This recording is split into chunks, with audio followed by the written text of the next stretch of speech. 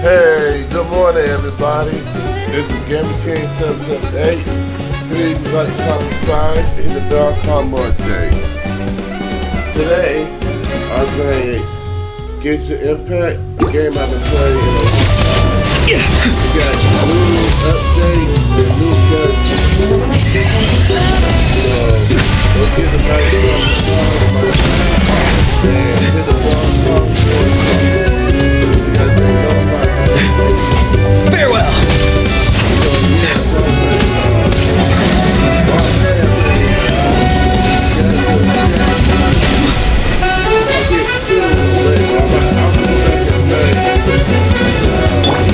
Let me read you a verse. Rain outlines your fate.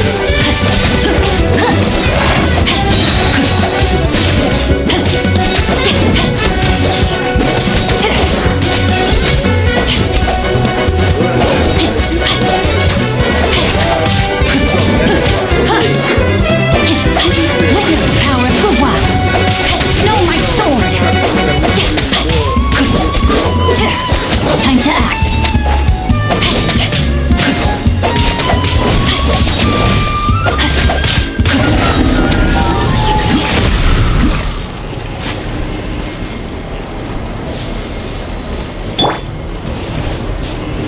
Let's go! All day, bro! He's a new character. Dude, he got like this cowboy vibe.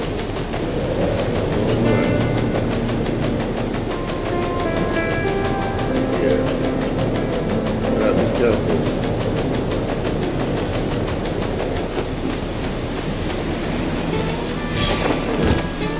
Yeah, so he got like this cowboy vibe. You can tell that the hat and the jacket and the outfit he's wearing.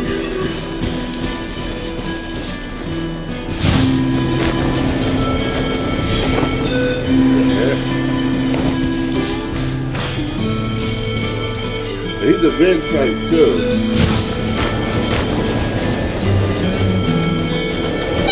Oh dear! Oh dear! Come on, buddy!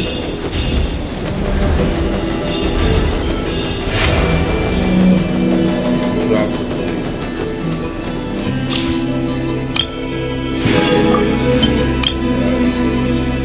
I'll just do like a trial one.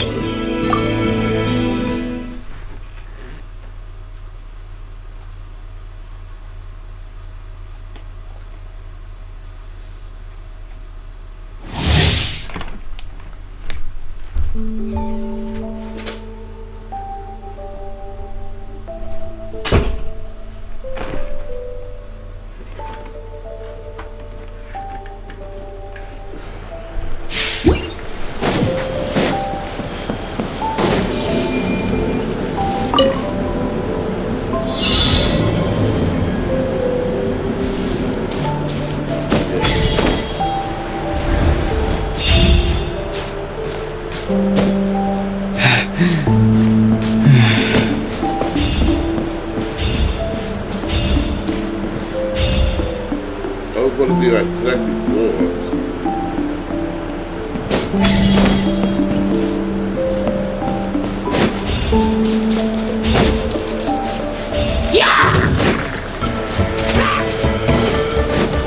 Time to say hello.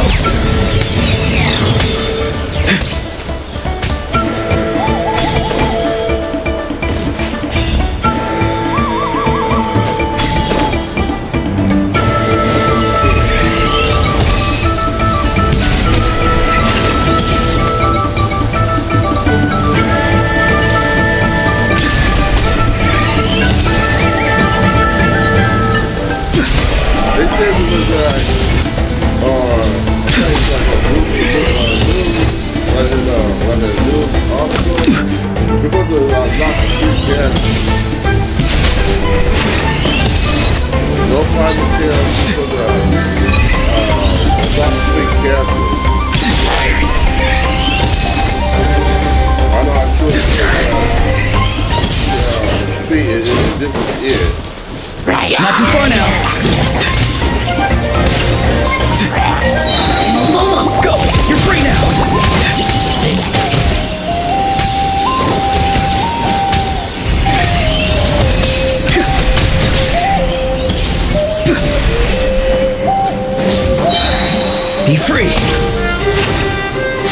say hello.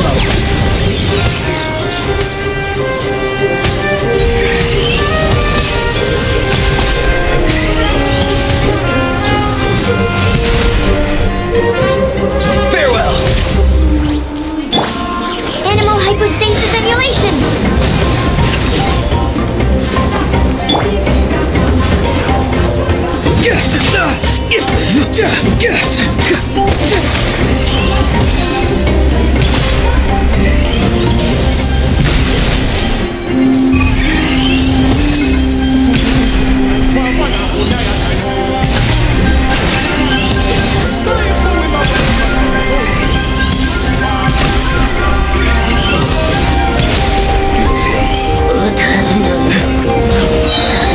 Go!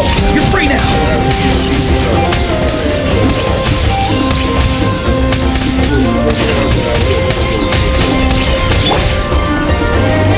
Let me read you a verse.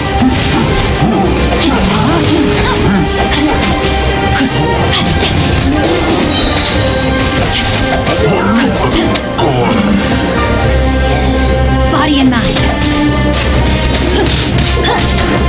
Time to say hello.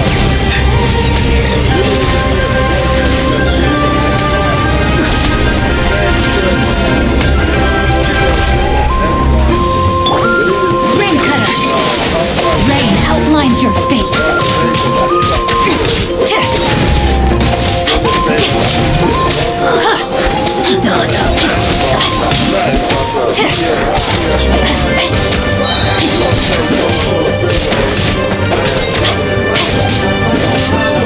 Witness the power of Gua. Rain outlines your fate.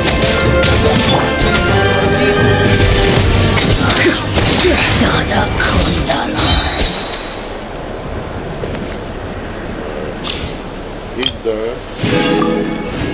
And when you finish with her last, I'll show her. She's a new character too, so I'll go back and play her again.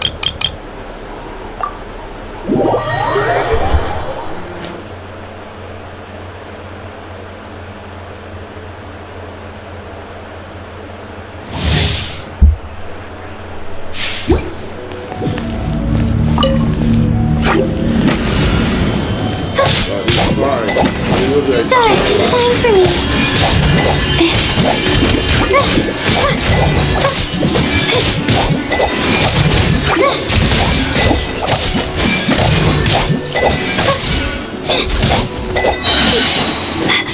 The night is cold.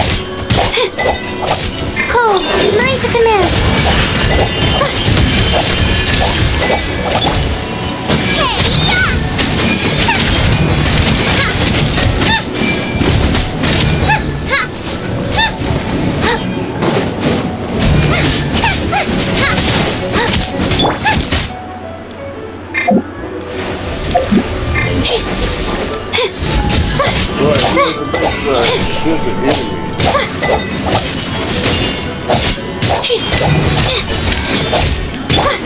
Oh, so sorry. Dodge this!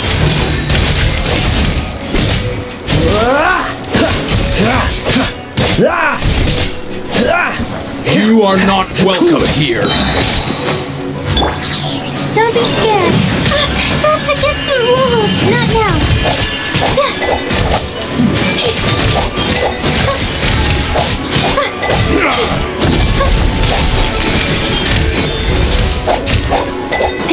My guiding stars. This moment will be frozen in time. Got it.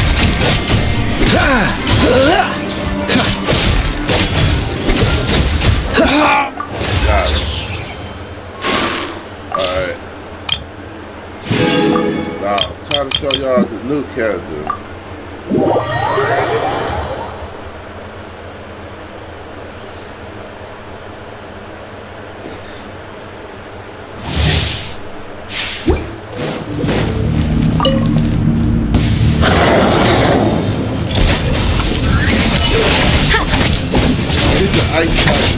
A burst of flavor.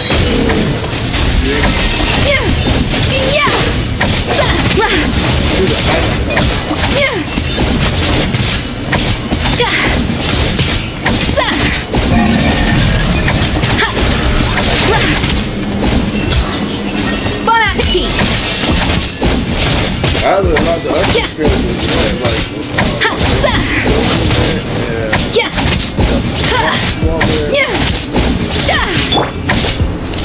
Going under! Pair! Frost is coming! Pair! Get in gear! Pair! Get in gear! Let's keep going, team. Neutralizing threats. Attack defrosting. Goose on the loose. let me know on my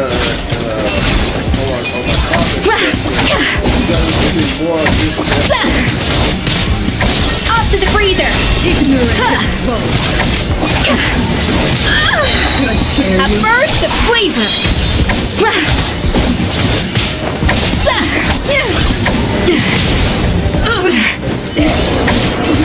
A little of this boosh. Leave the wounded to me. Providing cover fire. done. I already got the material from her. I'll go show do the challenges before it expires.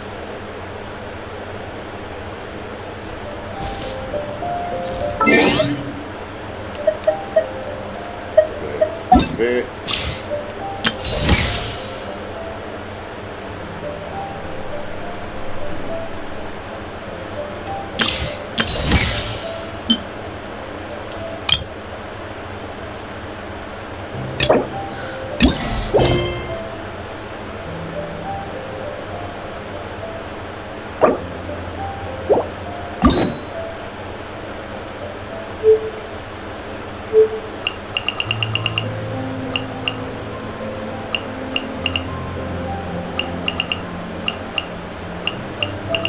One of them I could do, but some of them are like not finished unlocking yet.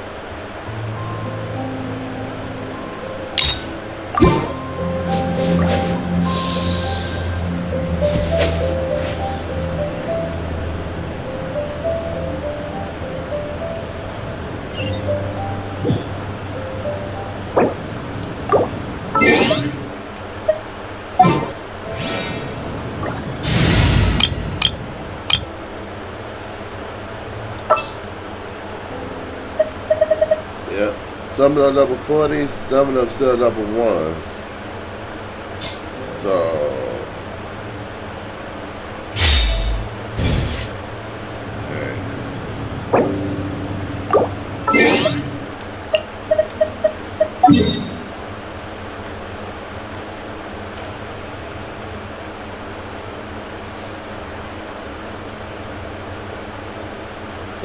wait, up, so let's go here.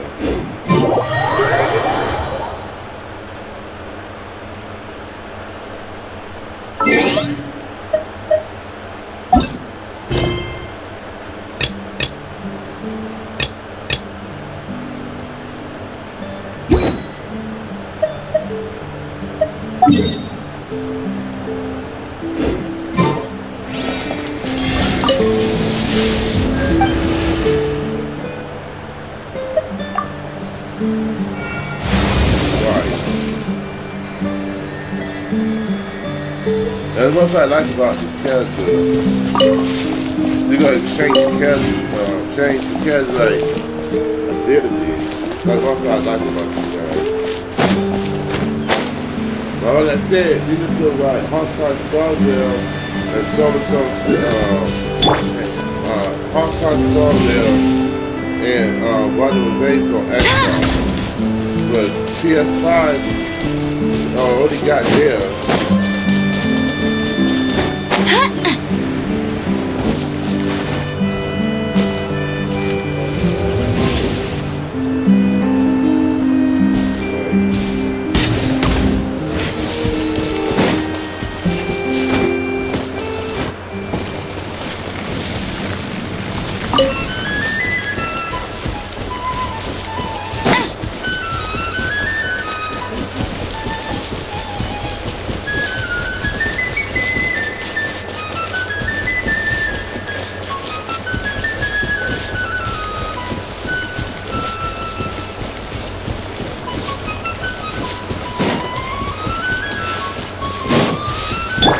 destroy these guys with fire.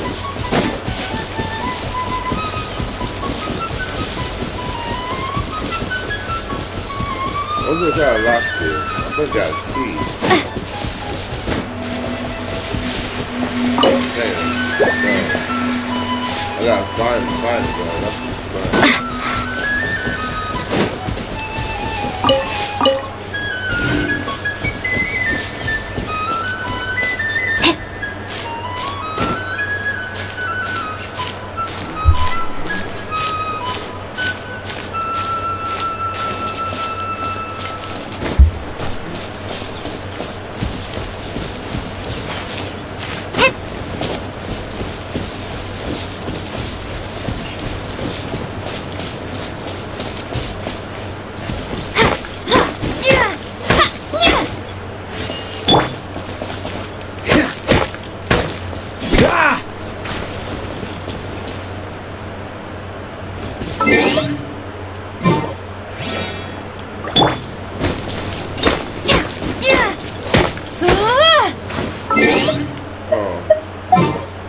Either like someone a stronger sword or this case a stronger person.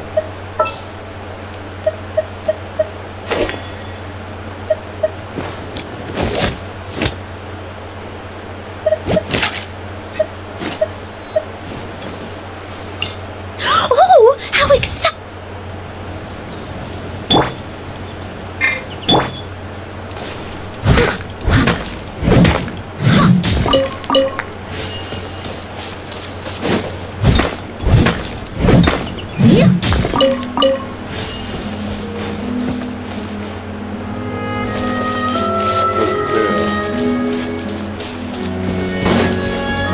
Someone needs assistance.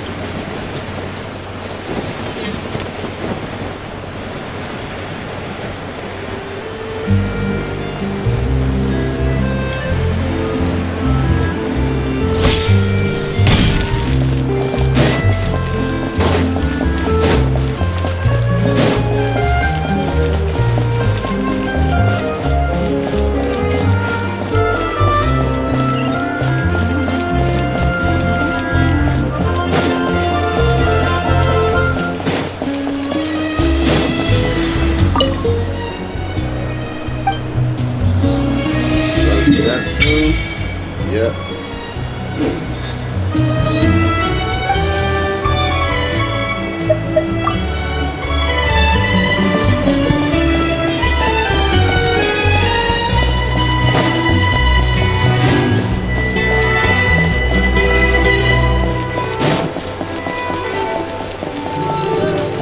Once again, they found something to disagree on.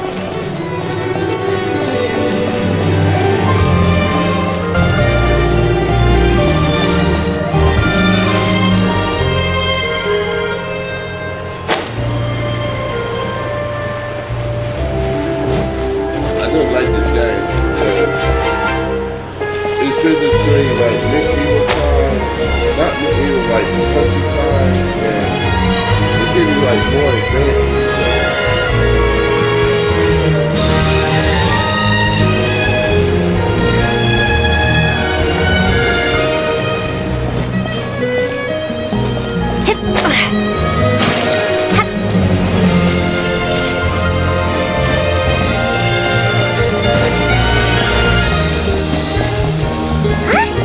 Is that Navia? Hey, Navia! What you up to? Shh! Get lost, Monica! I don't want to see you back here until you're ready to wake up and start doing things properly!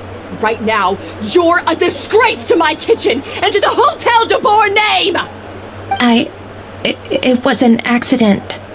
I'm sorry, did you hear me asking for excuses? No, I'll do better, I promise.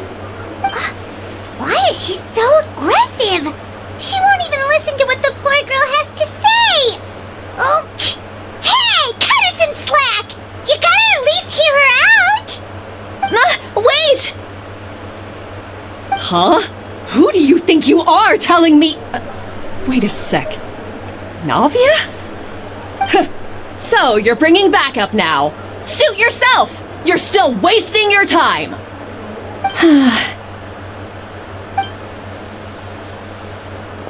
She was undercover. Savannah, is this how you always treat your staff? My staff is right. I'm the one in charge here now. And last time I checked, the Hotel de Boer doesn't take orders from the Spina di Rosula. Of course. How you run your kitchen is none of our business. But when a member of your staff is so overworked he becomes gravely ill, that most definitely is our business. We're going to stand up for him, whether you like it or not. Overworked? I've said it before and I'll say it again. If Fermont can't handle the job, then tough luck. There are plenty of other capable people I can hire instead. But Philmont can do the job, he just... Monica, back inside, now! But you said I shouldn't come back until... Just do as you're told, and not another word out of you! Come on, we have work to do! Damn. That's when you Wow, what a horrible person! Sorry. Looks like I've dragged you into some drama again.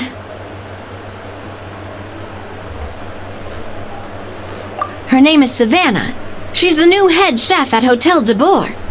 Ever since she took the job, she's been enforcing a brutal work regime and putting a huge amount of pressure on her staff. One guy was so overworked, he collapsed from illness. He's been bedridden for days, and he can barely even talk properly.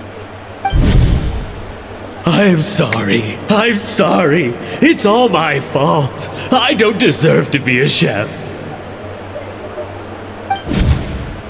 At his family's request, the Spina di Rosula is trying to mediate on his behalf. We're not exactly making a ton of progress, as you saw. Savannah is adamant that Vermont's exhaustion and illness have nothing to do with her or how she's been running her kitchen. She's refusing to have any kind of meaningful dialogue with us. Our next thought was to talk to the other chefs at the restaurant and get a better idea of their working conditions. But with Savannah watching them like a hawk, no one has been willing to open up. And that's why I'm here, doing it the old-fashioned way. Camping out, watching, and waiting for an opportunity. Oh, shoot! It all makes sense now. Sorry. Paimon should have thunk before she spoke. Did Paimon ruin everything? Oh, no, not at all, Paimon. Honestly, the way she was laying into Monica, someone had to step in. I'm sure I would have piped up if you hadn't. And besides, I don't really think I'm built for espionage. Yeah, meaning it's gonna be all the more difficult to get the inside scoop now. Oh, I might as well head back to the Fleuve Cendre then. We'll need to come up with a whole new game plan. trouble, don't you? Cause this is kinda all Paimon's fault. Oh, guys, it's fine. You don't need to worry about it. That said, if you were planning to visit the Fleuve Cendre anyway, let me take you out for a meal. I'll make sure it's a proper feast. A really famous chef just joined the Spina di Rosula's tavern. Her name is... Sorry to interrupt. I just wanted to apologize for the scene you witnessed just now. We shouldn't subject our customers to that. This is a small token from us. It's some candy from Monica. She asked me to make sure it was delivered into your hands. Monica's the one apologizing? Huh. Clearly Savannah is the one who owes an apology. Our head chef has been a little highly strung lately. Sorry for everything.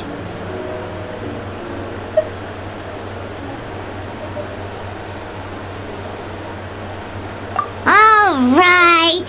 Since there's candy, Paimon will drop it. Not the candy. Thank you for understanding. We'll make sure to pass your feedback on to Miss Savannah. A little highly strung, huh?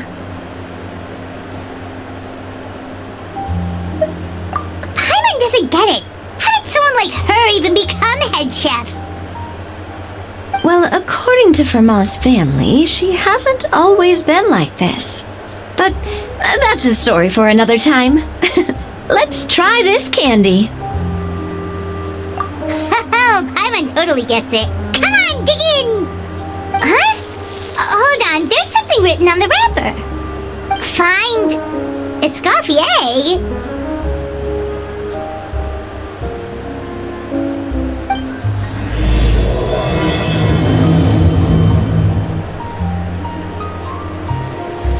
Escoffier?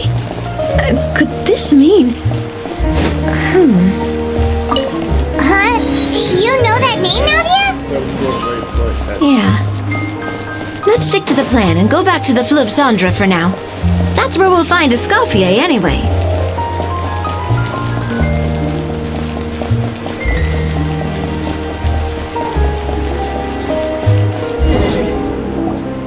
Hey, there's a newsstand over there! Wanna grab a copy of the Steambird?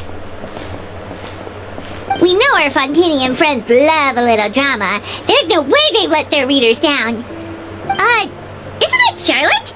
And standing next to her, surely that can't be Kaniche? How about... Lost treasure resurfaces at last.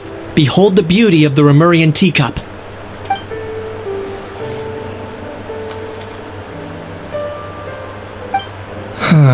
Pretty shocking.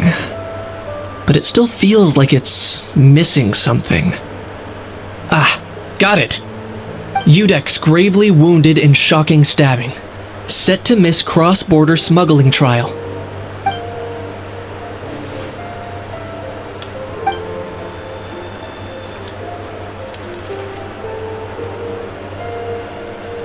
Huh? What? Did Paimon hear that right? Neuvillette was stabbed and gravely wounded? No, surely that can't be right. Can it?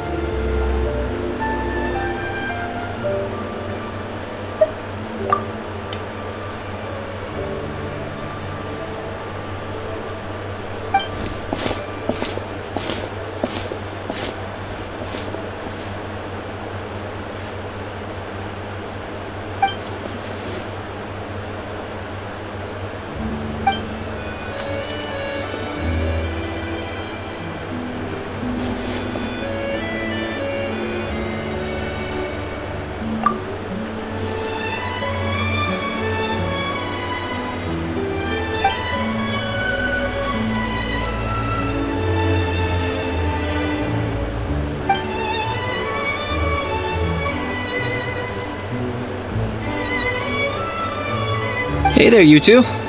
Fancy running into you here. Yeah, that, and also a less than pleasant shock. What the heck was all that about a story of meat restaurant and the Udex getting stabbed? Please say you were being serious.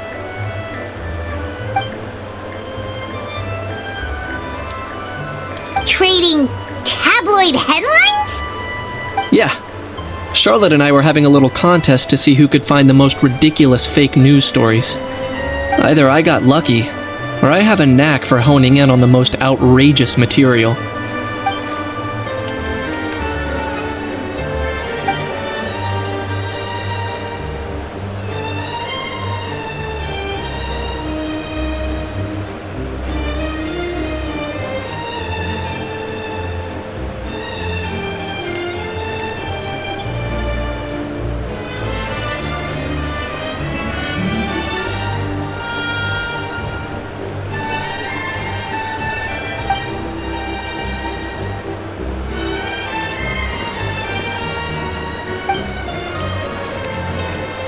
If I had to quantify it, I'd say about 1% of what they write is the truth. Huh? Him? Lenient? Oh, you gotta be kidding! Ah! Don't get me wrong. I'm not trying to give credit to these so-called news stories for occasionally including a grain of truth. All I'm saying is, even the wildest leaps of the human imagination are always rooted in reality. You mean all those fake headlines you mentioned actually do have some basis in fact? Sure they do. For instance, there was in fact a smuggling trial recently. Considering the amount of speculation surrounding the smuggled goods, it's no wonder there are rumors about restaurants serving saurian meat or teacups being unearthed from ancient ruins. But in reality, the goods in question were simply a few ancient relics dug up from ruins in that land. Rest assured, no saurians were harmed in the process.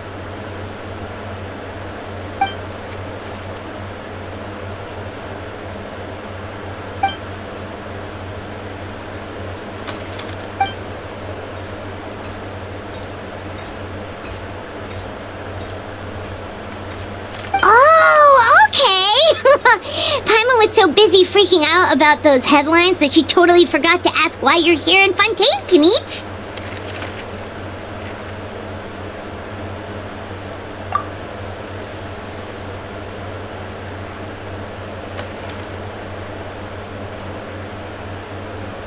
It was a pretty open and shut case, and my testimony in court was clear enough.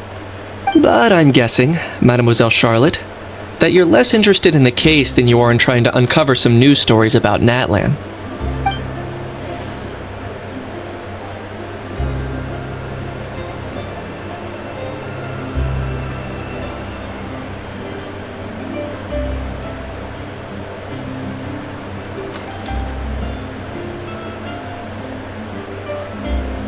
I appreciate your kind invitation, but like I said, storytelling isn't really my forte. Kenichi the speechless! Kenichi the tongue-tied! Huh? If you're dead set on doing an interview, why not talk to the Traveler instead?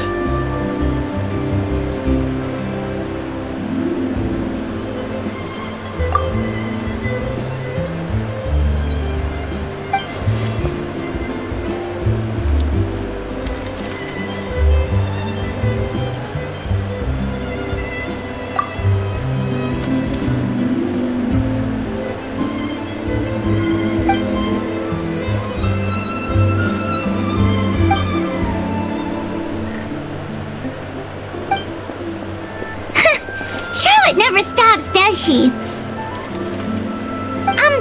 Anyway, Paimon just has to ask. That owl thing that popped out before, or was it a howl?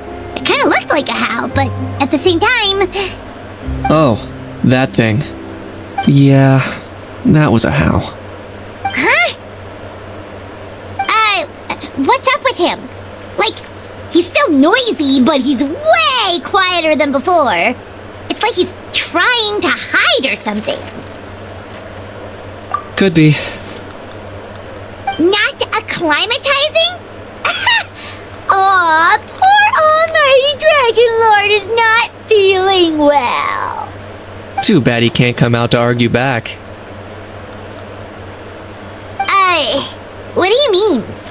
There's nothing physically wrong with him. It actually has to do with a strange law we learned about after arriving in Fontaine. Apparently, it's forbidden to release flying objects within Fontaine City limits during the first 3 days of each month.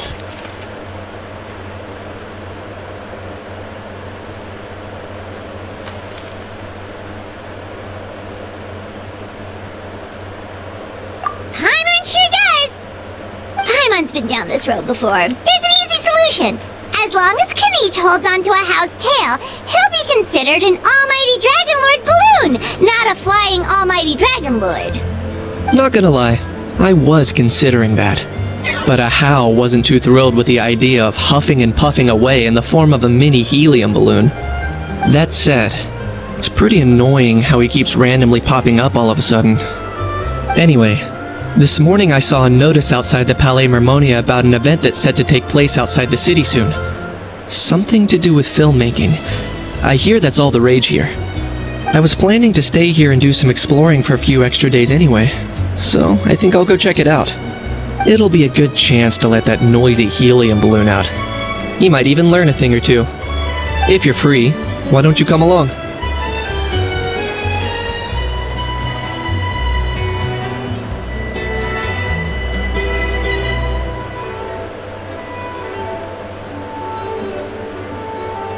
I know where it is, so let me lead the way.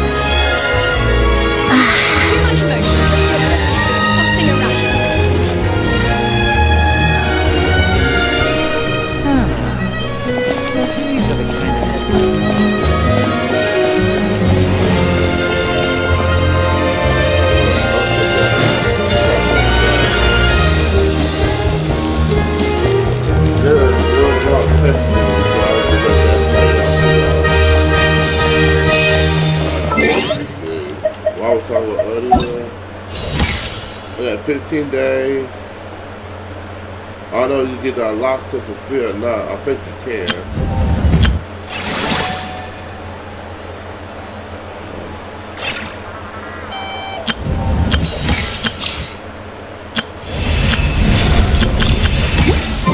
So we do this quest we're doing right now.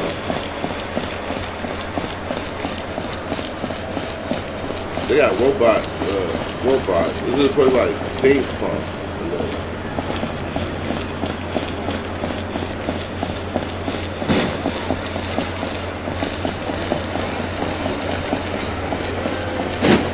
There's no point worrying about take a guess.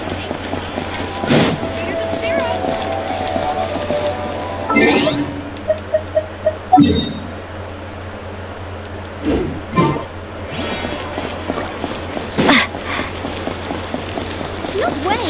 I'm not guessing.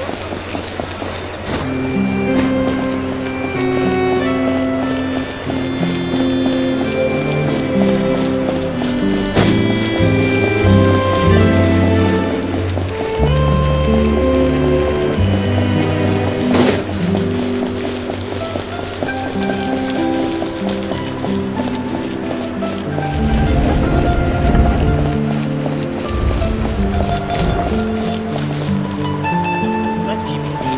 I'll help you find That was good.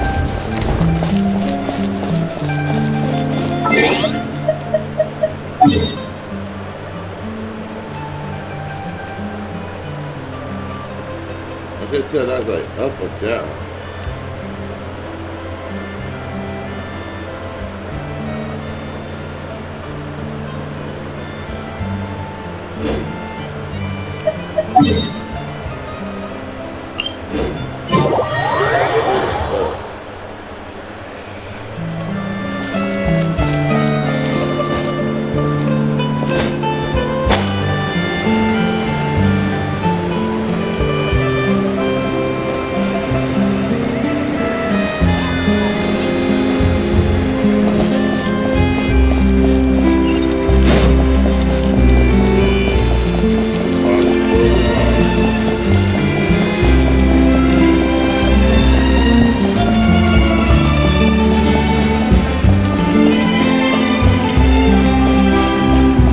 give you like a website, if you get like over here, put like a website, you put a link, your username and gamer tag to this website, you're supposed to get like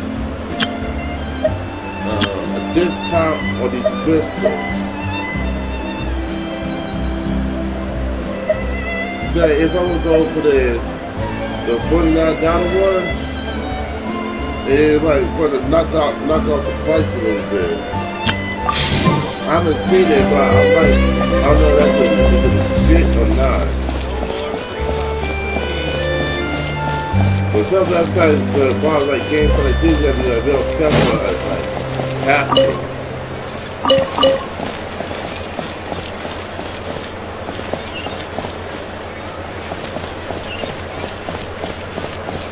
That's one thing you have to be like super careful with.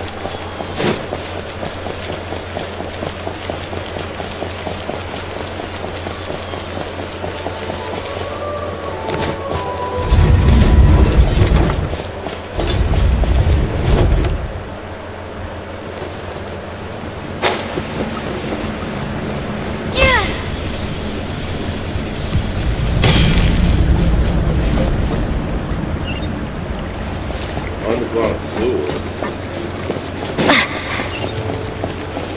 There's people down here.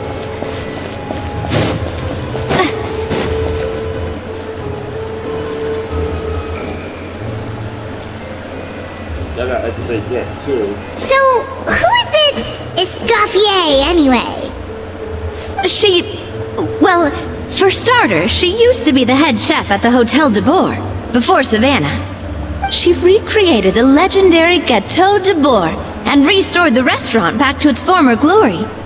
Safe to say, she's the most renowned head chef in the Hotel de Bourg's history, after the culinary genius Modeste himself. Gâteau de Bourg? That's the super exclusive cake that they only sell a few slices a day, right? Wow. Why the heck would she let Savannah take her place? Well, apparently, the Hotel de Bourg was reported for a safety incident. Someone claims that the kitchen was adding an illegal substance to their menu. But none of the chefs had any idea how it could have gotten into the food. In the end, Escoffier decided that as head chef, she should take responsibility. And she was sent to the Fortress of Meripede. The Fortress of Meripede?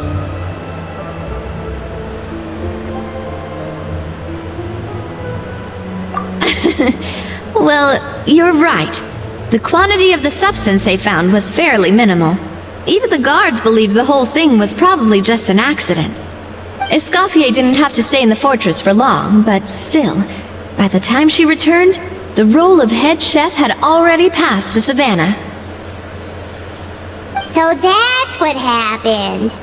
Hyman still thinks it's really unfair. Even though Escoffier is no longer head chef at the hotel, she's still well respected by the staff. So, I'm guessing what Monica wants is for us to convince Escoffier to try and negotiate with Savannah on the staff's behalf. Oh, Paimon gets it! Monica wants Escoffier to come back and kick Savannah out. It's simple. If the new head chef is stressing everyone out, then the solution is just get the old one back. Well, about that... You thought cream of mushroom soup was ready to serve after 3.5 minutes on the stove! You'd have had more sense serving hot water with ice cubes.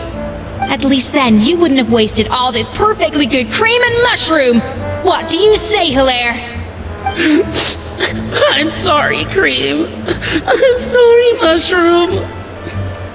As you can see, Escoffier is that kind of chef as well. Like Chef Gordon Ramsay. No offense to short Ramsay fans out there. You have to leave it on the heat for long enough to allow those flavors the chance to come out. Don't be fooled by the aroma when the water first starts. Don't be fooled by the aroma when the water first starts to boil. Got it? Yes, chef. Then go back and do it again. The customers are still waiting. Remember where you went wrong and don't repeat the same mistake twice. Yes, chef.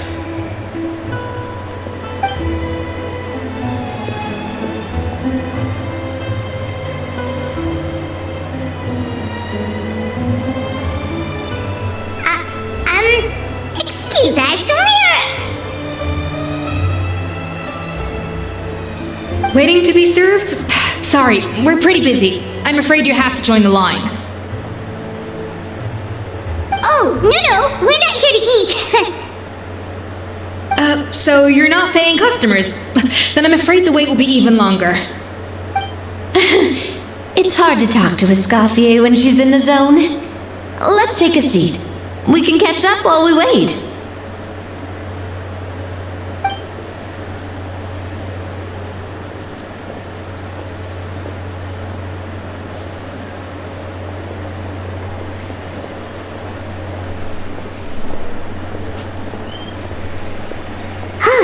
Looks like the rush hour is finally over. Is it always this busy here? These days, yes. I'd say business has tripled since Escoffier joined as temporary head chef.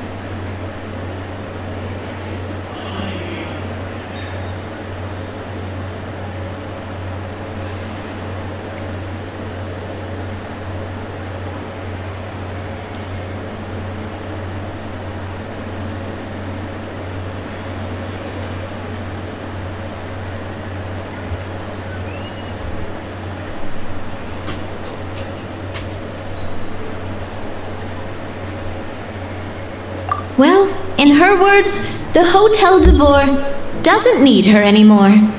It doesn't look like she's got any plans to go back. I guess I'll be heading off then. Wait, take these home with you. We can't serve them now, and there's no sense in letting them go to waste.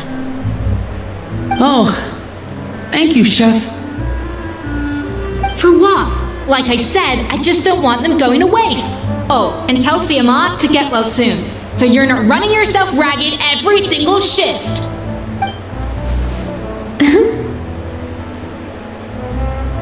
Fiamma. That's the second time we've heard that name. Who is that again? He's the chef that fell ill from stress. Hilaire is his son. And with Mom stuck at home taking care of Dad, he decided to pick up some work to help pay the bills. Escoffier knows their situation, so she's been making some extra food every day for him to take home. Hey, I heard that, Navia!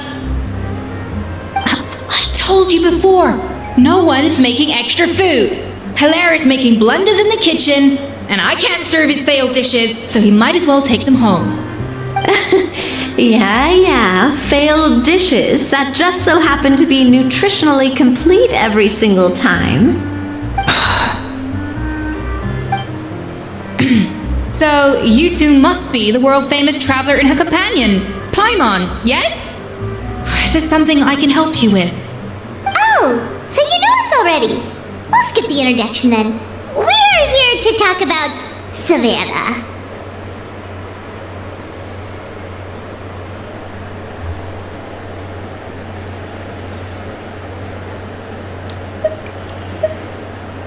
Oh, I certainly am. The Spina's headquarters are right next to the tavern. And I've lost count of the number of times Navi has come to pester me about it. But I don't work for the Hotel de Boer anymore.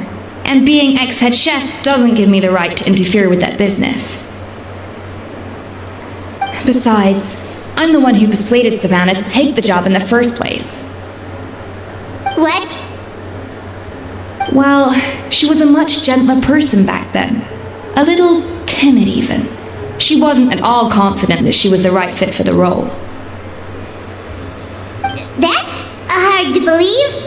Are we definitely talking about the same Savannah here? Honestly, I do wonder if she's just emulating me. I mean, I'm not the most pleasant head chef to be around either.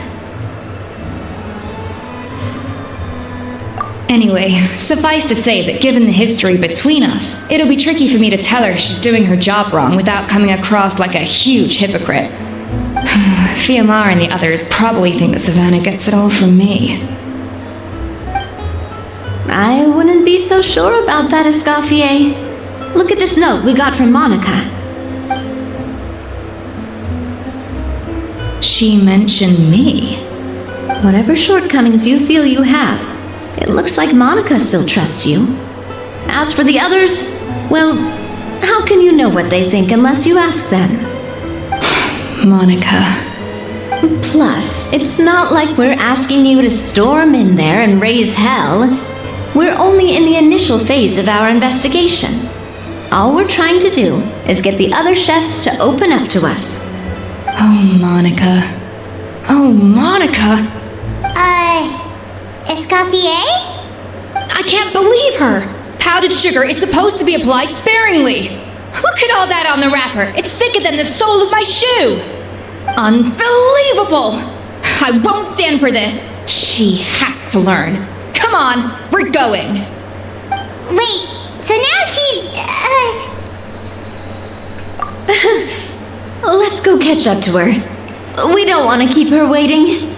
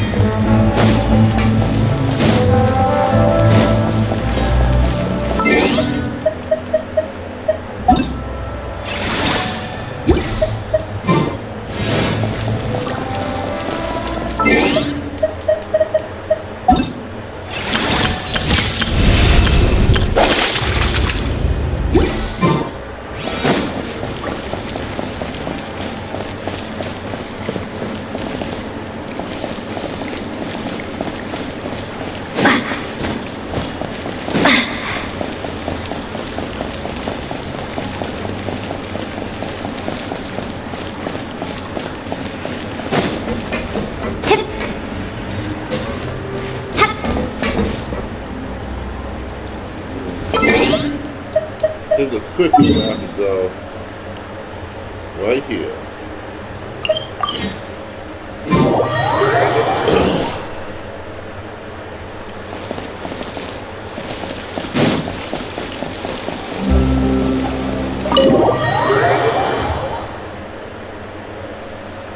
Yeah, some chefs are like that. They're like, Wait, dream. she looks like...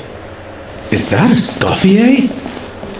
Escoffier's back? Yes! I've missed her cooking! I'm sorry. I'm so sorry. Yeah, some chefs are like that in their life. Like Short, Gordon Ramsay, they scream together and curse and stuff. They ain't doing it. I'm sorry. I'm so sorry. I messed up your order. Oh, I wouldn't go that far. Maybe the taste is a little off, but if you hadn't brought it up, I don't think I would have noticed. But, please, you have to forgive me or Chef is gonna... Okay, I know. I'll kneel before you. What the heck? Get up, Monica! Can't you see that you're just making your customer feel more awkward? Escoffier? If you want forgiveness, then do what any self-respecting chef would do. Make the dish again. And this time, get it right. You cannot go begging your customers to feel sorry for you. Savannah said that I'm not allowed back in the kitchen until I've corrected my mistake. But if I can't go back into the kitchen, I can't do the dish over. That's some backwards logic. How can you fix your mistake without being allowed to cook? If this is what Fermat had to put up with, then no wonder he had a breakdown. We apologize for interrupting your meal, sir. It's fine. With my layman's palate, it's not like I can tell the difference anyway. I was actually quite enjoying my meal until she appeared out of nowhere and started apologizing. Gave me a bit of a fright, to be honest. Oh, well, it's because Chef Savannah tasted a bit of the leftover soup from my pot and then threw me out of the kitchen. Gosh, that's pretty strict. Has she always been that way?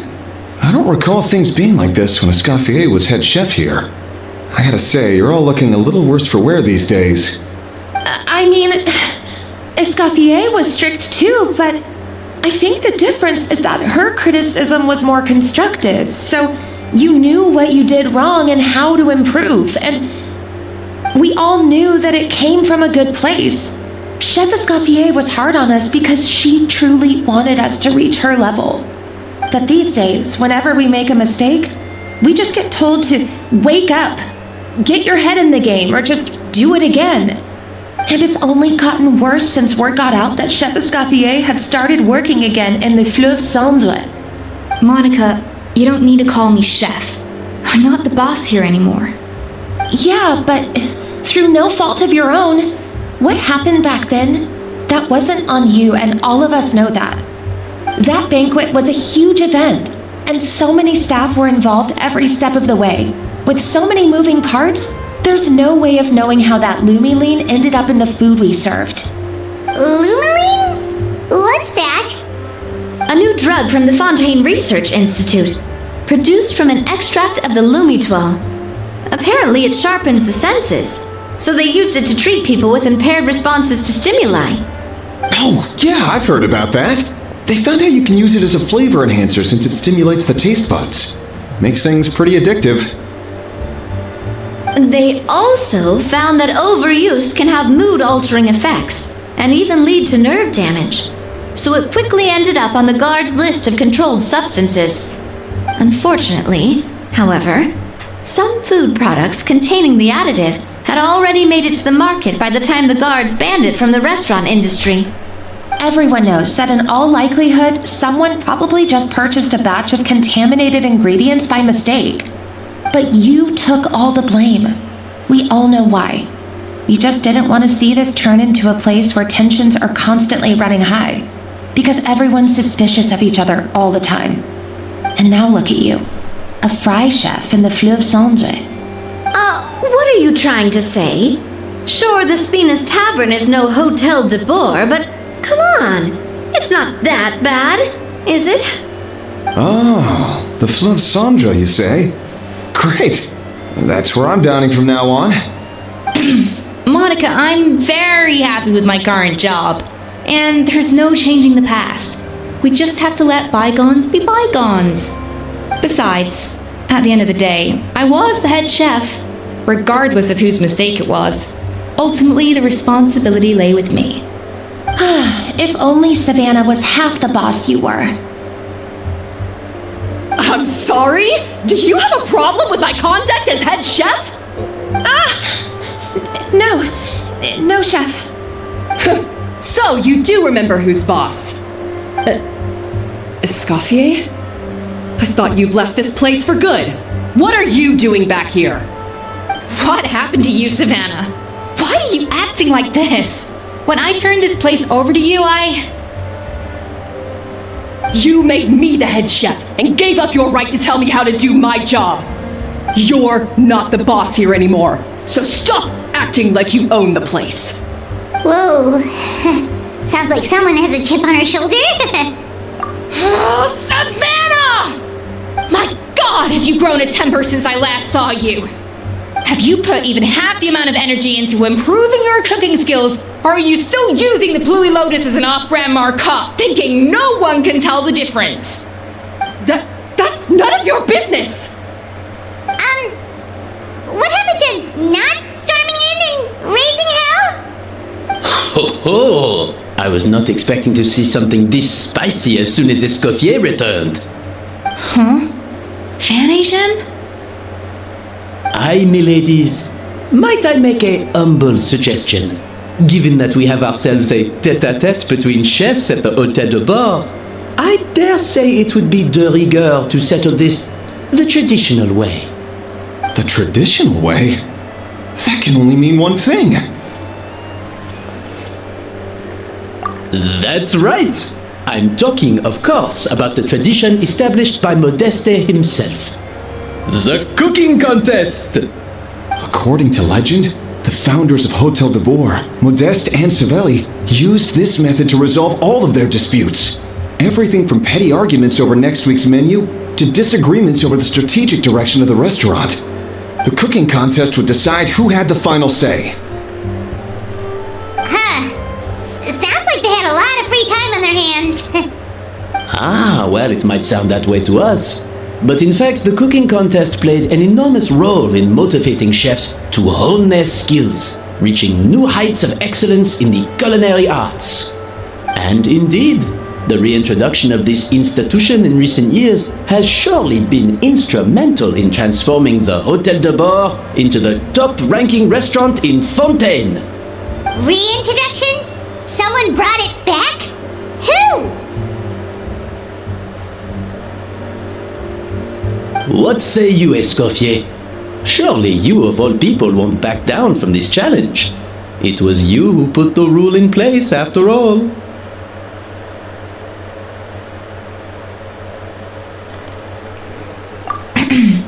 Sure, I reinstated it, but I'm not a chef at Hôtel de Bord anymore. Isn't this bending the rules a little? I see no issue as long as both sides agree to the terms. We could simply treat it as an exhibition of sorts. Savannah, any objections? Exhibition. Huh. No. If we're going to battle it out, let's put it all on the line. If I lose, it's up to you what happens to me. I don't want anything to happen to you. But if you lose, you hand over the Codex de Bord to me. What? The Codex de Bord?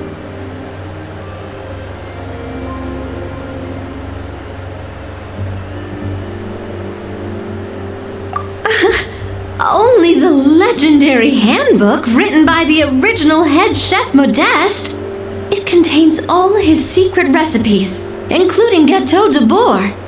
It's the greatest treasure in Fontaine's culinary world. And only the present and former head chefs of the Hôtel de Bord have the right to read it. Present and former? Wait, but that already includes Savannah, though. What do you want that old thing for? You have your own copy, don't you? Don't take me for a fool. You know perfectly well what I mean. I want your copy, the original version, the one you took with you when you left us. I'm sorry, I must be missing something. You know, there's no difference between the original and the copy, right? They contain the exact same recipes. Stop trying to change the topic. What's wrong, Escoffier? Scared you're gonna lose to me? Or are you scared of me getting my hands on the original codex? Savannah, you may remember that we gave her the original as a parting gift to thank Escoffier for her years of service. Asking for it back feels a little, Oh, I'm sure it won't be an issue, as long as both sides agree to the terms. Those were your words, weren't they? And as for the contest itself, let's make it a bake-off. Gâteau de boar, per the recipe in the codex. Well, Escoffier, you against me. Are you in or out? You sound surprisingly confident. Alright then, let's see how much you've actually grown. I hope you surprise me, Savannah. I'd hate to find out that all you've learned after this long is how to chew people's heads off. Believe me, I'll show you. Escoffier, are you sure this is a good idea? You accepted her terms a little hastily. Oh, it'll be fine. Let's head back to the Fleuve Cendre so I can get prepping. Yeah, it kind of reminds me of French France. The way they talk and put the mechanism, especially when some buildings got the French words in it.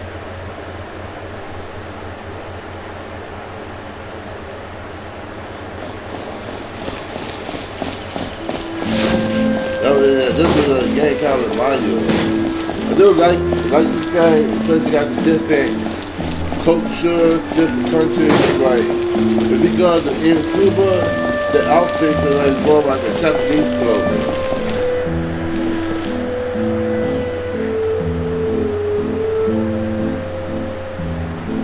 Especially with the samurai.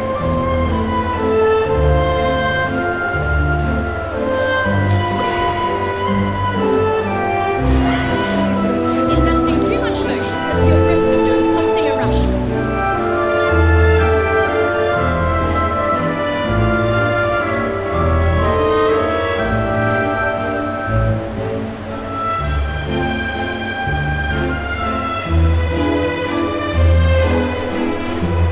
Got a video uploaded to this stupid internet.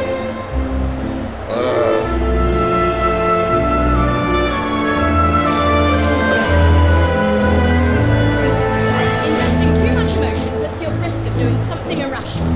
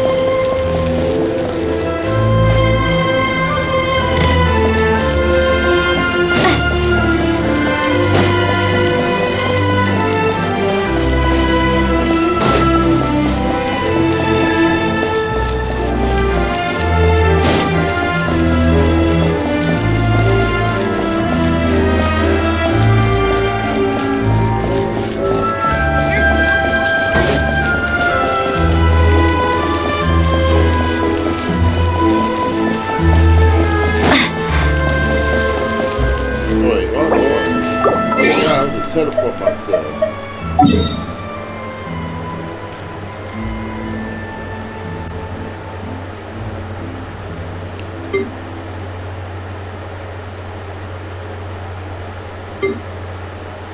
Okay.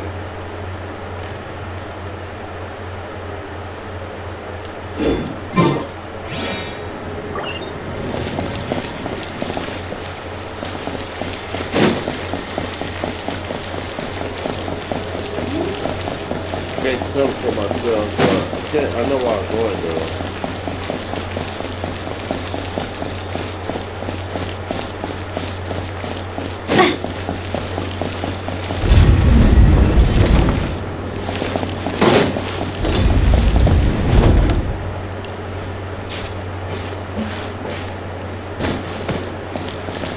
with the mana bar, the stamina bar filled up some.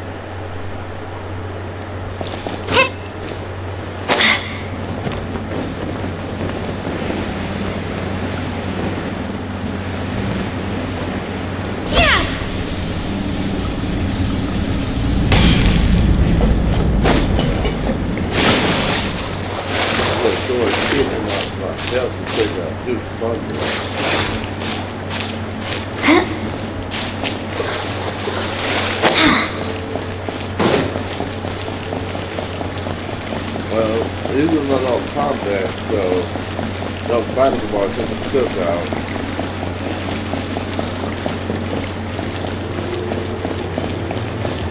I've uploaded Star Wars, the Pup Commandos, and the internet just like decided to give out.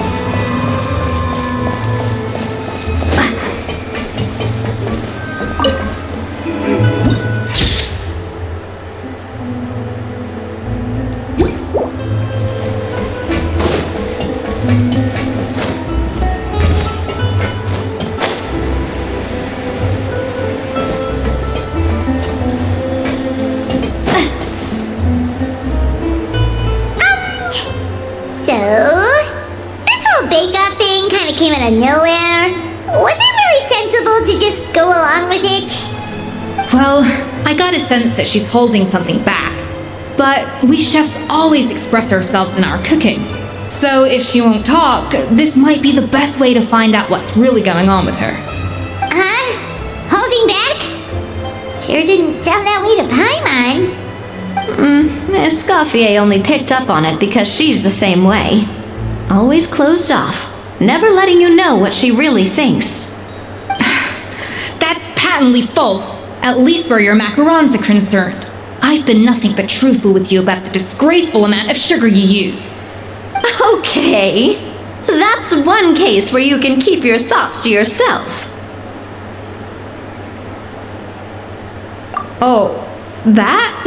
Well, it's not so much a recipe book as a diary of Modest's adventures. Back in the day, he and his good friend Savelli explored far and wide, partly adventuring, partly looking for new ingredients and developing new recipes. Their creations had an enormous influence on the course of Fontaine cuisine, turning it into a much more vibrant and diverse scene. For instance, legend has it that the original Gâteau de Bourg was made using a special secret ingredient that Modeste discovered on one of his adventures. So rare was the ingredient that they could never make more than 16 slices of the cake per day. But everyone who tried it claimed that it was one of the most blissful and invigorating things they had ever tasted. Modeste and Savelli went on to found the original Hôtel de Bourg, which catapulted them to stardom in Fontaine's culinary world. Especially Modeste. He was hailed as a once-in-a-generation genius, and over time, the recipes from his adventure log became known as the Codex de Bourg. Paimon's heard this kind of story before.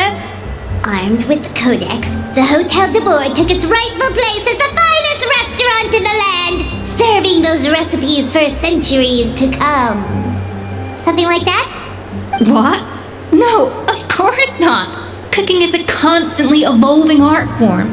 How could any restaurant survive if they only served food that was popular last century? Anyway, never mind centuries. Savelli and Modeste parted ways not even 10 years after their rise to fame. Then, Modeste passed away while he was still in his prime. And that was it.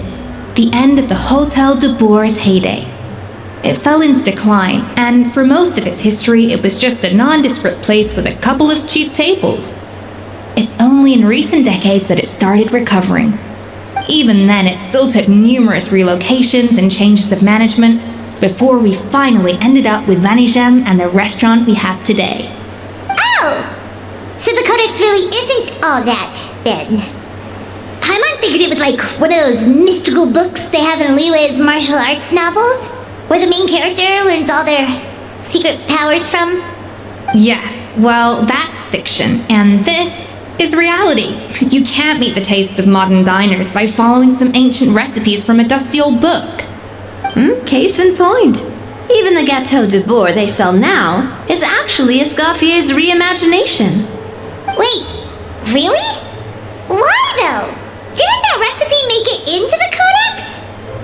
it did. But like I said, it's a dusty old book now, and the records aren't as legible as they once were. Not to mention that there's no way of finding the secret ingredient Modeste wrote about. So, reimagination is right. I consulted some historical records and took what I could from the codex. But ultimately, the Gâteau de Bourg of today is my own recipe. As for why we gave it the same name and kept the tradition of only selling 16 slices a day, well, you've got Venegem's business sense to thank for that. Oh! Huh. Well, that kind of takes all the mystique out of it. Hey now, it might not be the original Gâteau de Bourg, but it's still the most delicious cake in Fontaine today. And who knows, maybe Escoffier's version is more suited to your palate. Just think, if the original truly was the perfect cake you're imagining it to be, there's no way the recipe would have been lost to history, right? Not to mention that the Hotel de Bourg never would have fallen into a slump. Anyway, before I left my role as head chef, I made a copy of all the recipes from the codex, including my own improved versions, and turned them over to Savannah. So why is she so interested in the original copy? Could it be a symbolic thing? Like, whoever holds the original Codex de Bourg is the true head chef? Well, it was clearly precious enough to give to Escoffier as a parting gift. Meanwhile, Savannah only got a copy. Maybe from her point of view, it's like management doesn't truly see her as being worthy of the role. You think so? The only thing is, it was her suggestion to give me the original in the first place. Well, a joint decision by her and Venegem. But still. What? Huh. Guess she's had a major change of heart since she became head chef. Yeesh. Who knows? We could speculate forever. Better to just let our gâteau do the talking.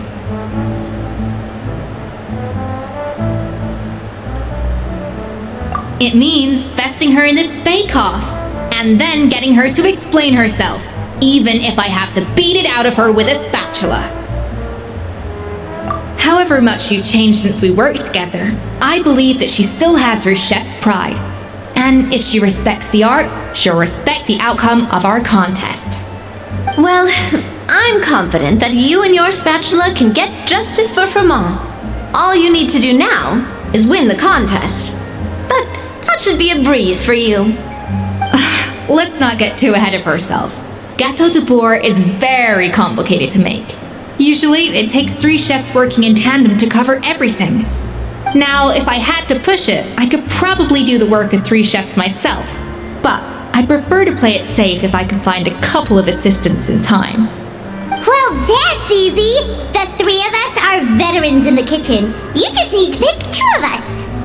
Well, I have heard the Traveler is an accomplished cook, as well as a warrior.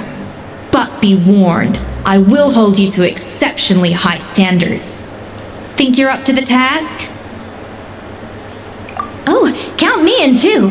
I've spent weeks perfecting my macarons after your scathing review. Even if it means competing against the Traveler, so be it. I'll show you what I'm made of. Confident. I like it. Alright, let's start with some elementary mise en place. Show me your knife skills.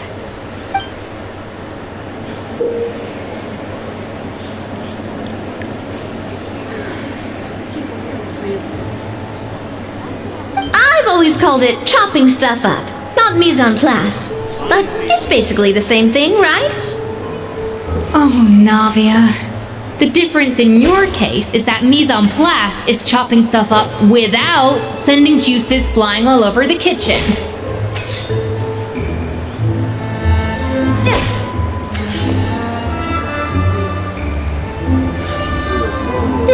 Looks like you found that easier than I expected. Yeah, thankfully it was pretty straightforward in the end. You made it sound like we'd be carving statues out of fruits or something. Well, brace yourself, because the next step is anything but straightforward. I'll be using this cold press to extract flavor compounds from the ingredients. A kind of special food processor I got the Fontaine Research Institute to make for me. It uses cold temperature extraction to isolate the essence of cooking ingredients, which can then be used to flavor dishes more precisely. But this isn't exactly standard kitchen equipment, so that probably didn't make a whole lot of sense. Let me give you a demonstration instead.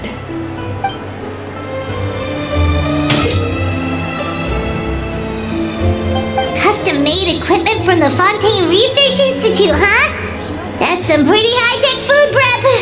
Paimon's never used anything this weird before. Cool. Not weird. Off to the freezer!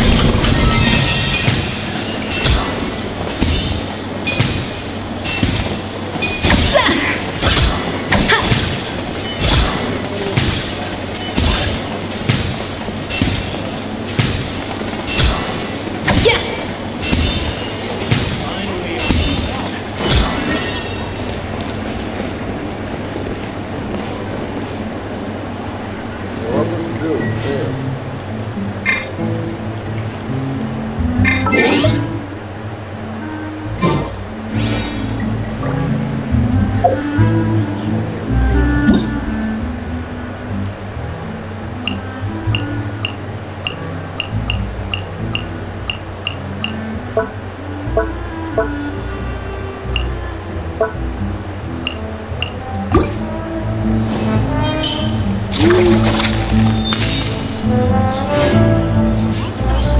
Use the final pass flavor.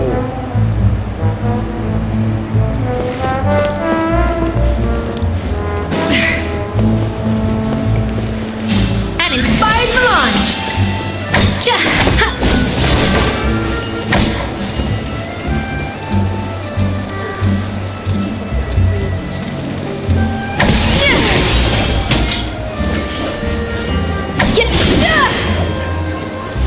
No recipe, no problem.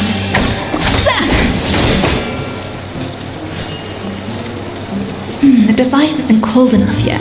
I need to reduce the temperature. An inspired melange!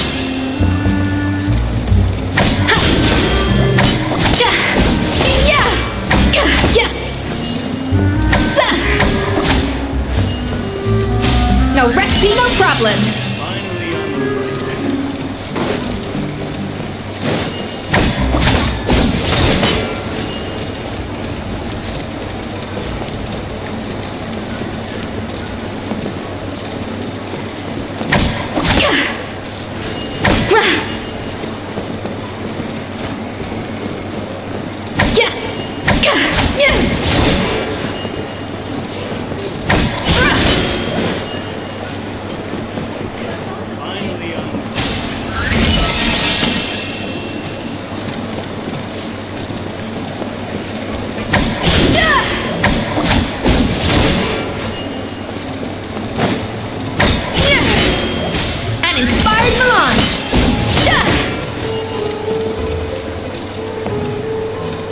Use the cold pass exploit flavor. Bon appetit!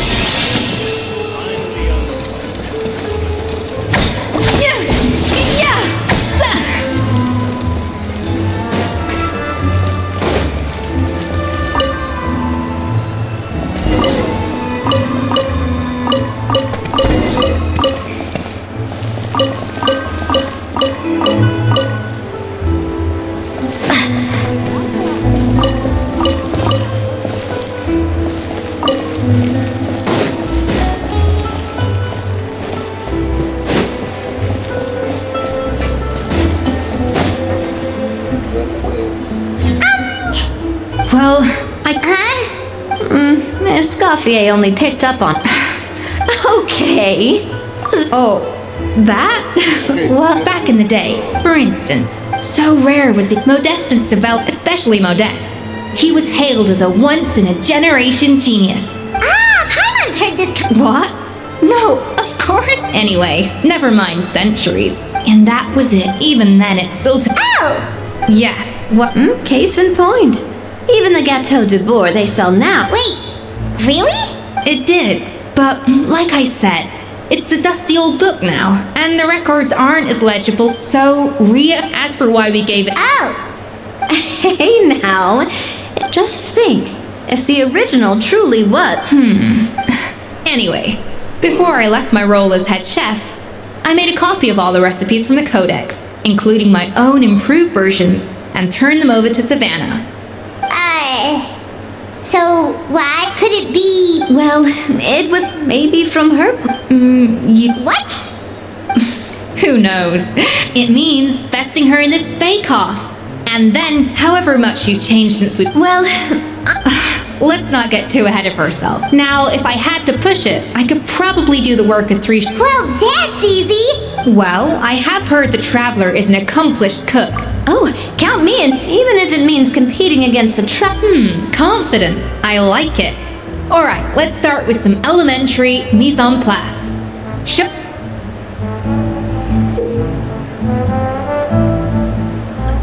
I've always called it chopping stuff up, not mise en place.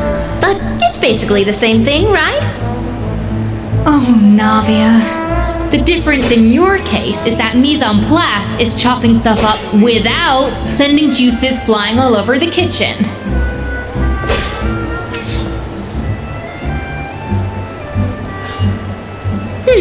Looks like you found that easier than I expected. Yeah, thankfully it was pretty straightforward in the end. You made it sound like we'd be carving statues out of fruits or something. Well, brace yourself, because the next step is anything but straightforward. I'll be using this cold press to extract flavor compounds from the ingredients.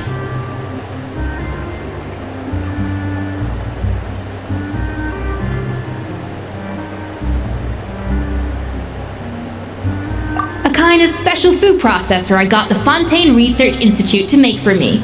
It uses cold temperature extraction to isolate the essence of cooking ingredients, which can then be used to flavor dishes more precisely. But this isn't exactly standard kitchen equipment, so that probably didn't make a whole lot of sense. Let me give you a demonstration instead.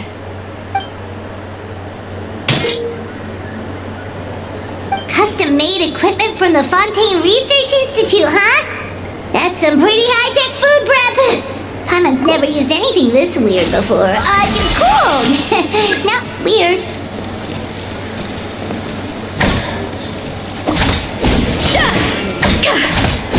Adaptive frosting! The device isn't cold enough yet. I need to reduce the temperature. And done! These are the flavor compounds extracted from our ingredients. I've processed all the fruit you chopped up earlier. Wow! Even the smell is so much more concentrated. What next? Do we add all this stuff in? Absolutely not! Throwing everything in at once will ruin the balance of flavors. We have to go slowly and carefully to calibrate the exact flavor we want. I'll demonstrate again. Now, watch closely.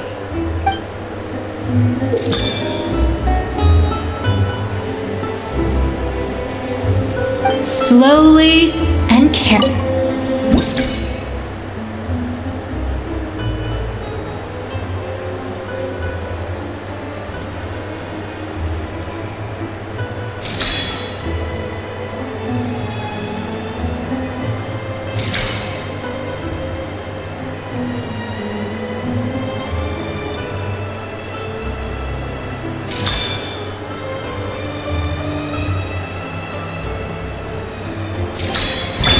Got it.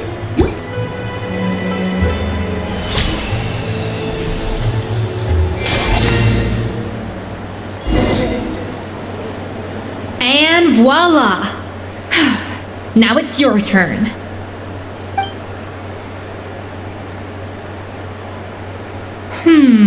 Not terrible.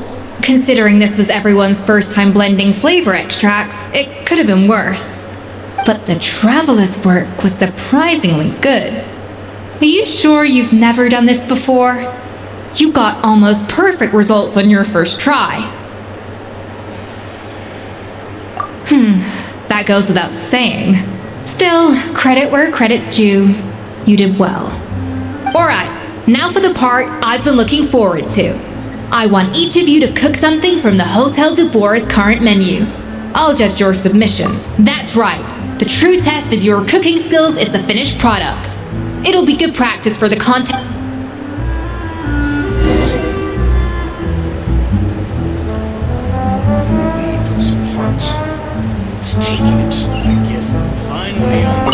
How's it going? Have you picked it?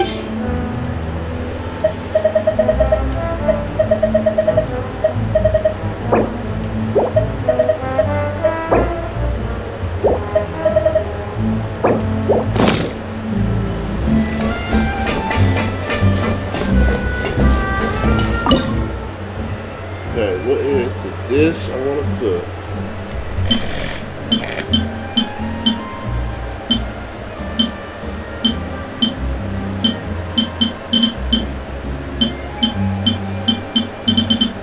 It's crab.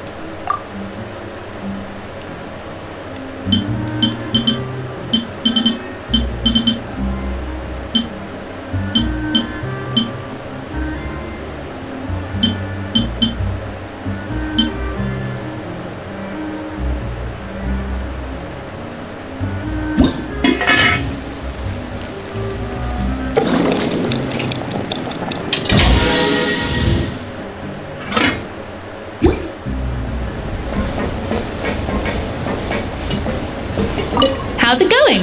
Have you picked it?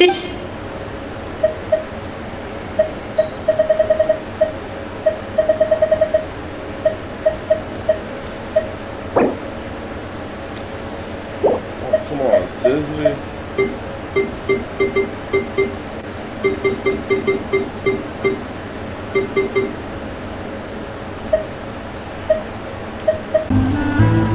And we are back with more Genshin Impact. I'd like to say thank you guys for joining in. The last video, I'm combining these two videos, this video and one recording all in one. So yeah, so thank you guys for joining, for watching. Please sit back. If you guys like to see more of this video, leave a comment down below. Thank you.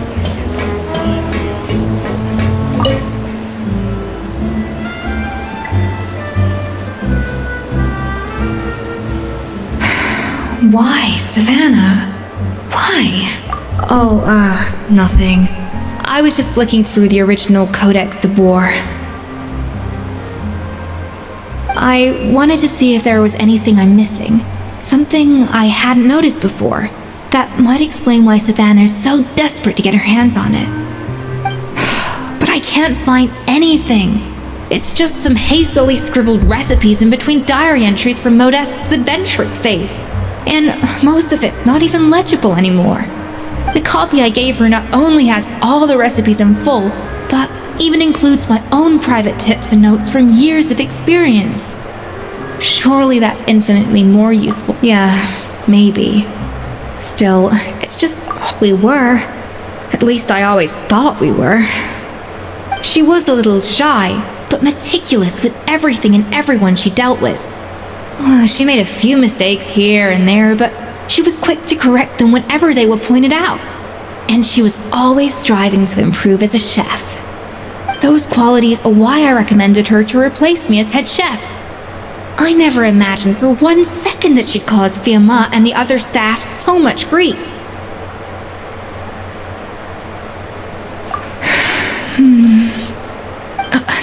Well, I mean to an extent, of course. I pushed hard for her to get the role. And the idea that she turned out like this because of me is difficult to come to terms with. I wonder if this is how Modeste felt back when he was writing the Codex. Yes, with his good friend and co-founder at the Hotel de Boer, Savelli. The story goes that after Modeste unveiled his Gâteau de Boer and was hailed as a culinary genius, he was admired and adored by all. But his newfound fame slowly drove him and Savelli apart. Unlike Modeste, whose every new creation was an instant hit, Savelli seemed to face setbacks every turn. Doors that would swing wide open for Modeste would shut in Savelli's face. And with Modeste being whisked off to all manner of functions by his celebrity friends, he had less and less time to discuss the culinary arts with Savelli. People started gossiping about Savelli, and their relationship between the two gradually soured.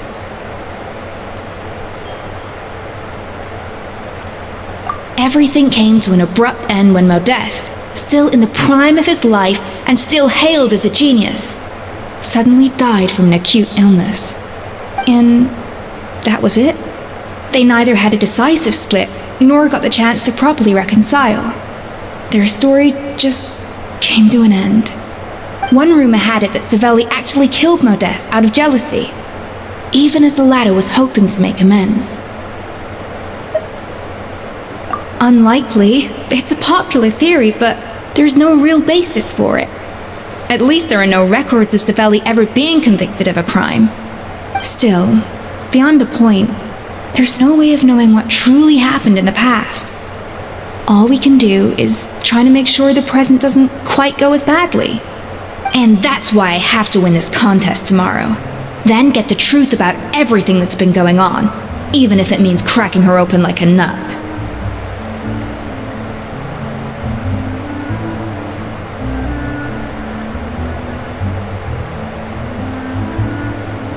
Really?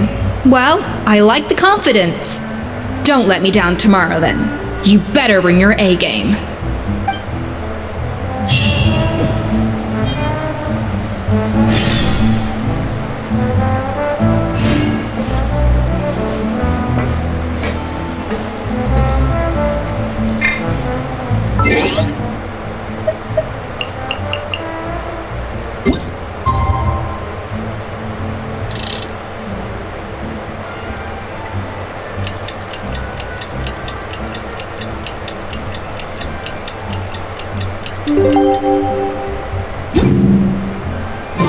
It's Cooking Contest Day! To the Hotel de Boer! Toot sweet!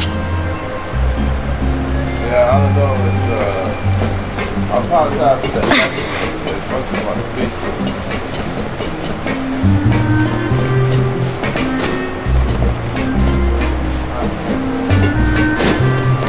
But my research had so much potential.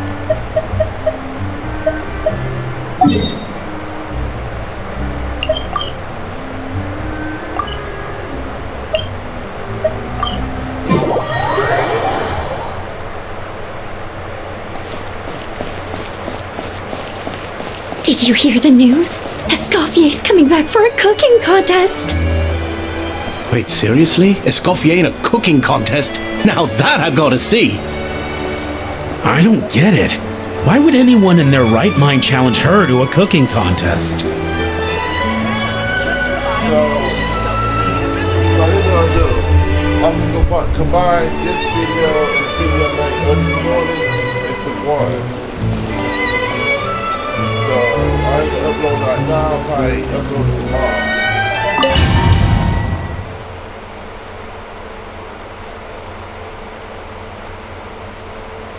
Mesdames et messieurs, welcome one and all to the Hotel de Boer and to this most exciting of cooking contests.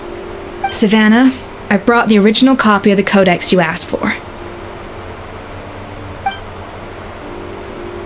Monica? Huh. In the interests of fairness, this contest will be conducted in a double-blind format. Once the dishes are complete, they will be sent to the back of the kitchen where they'll each receive a label.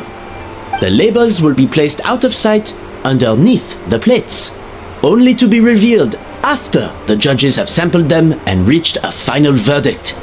This is to ensure that no one will know which dish is made by which contestant. As one of the judges, I promise to be fair and impartial. When my meal got interrupted yesterday, I never thought this is how they'd make it up to me. Getting a seat on the judging panel is a pretty sweet deal. Both contestants have taken their positions? Then, without further ado, let the Hotel de Boer cook cooking contest, commence!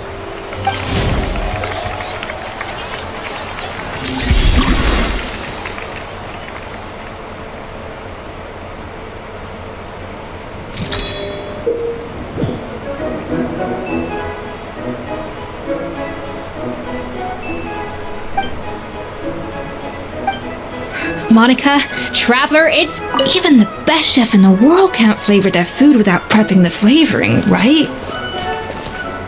Alphonse! Gaspar! Get to work! Do not disappoint me!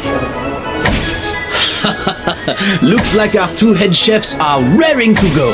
Like an oven on full blast, this competition is quickly heating up.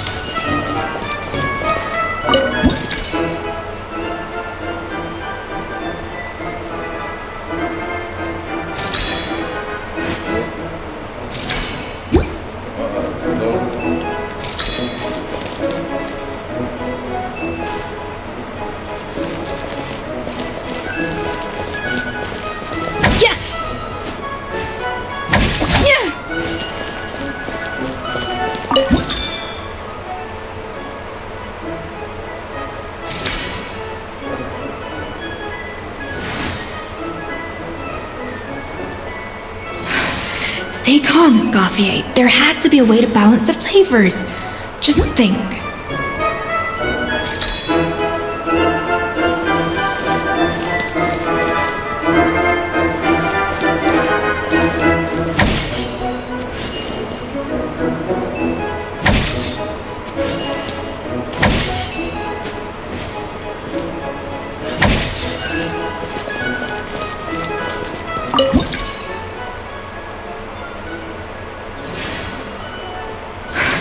What are you doing, Escoffier? Your team's waiting on you.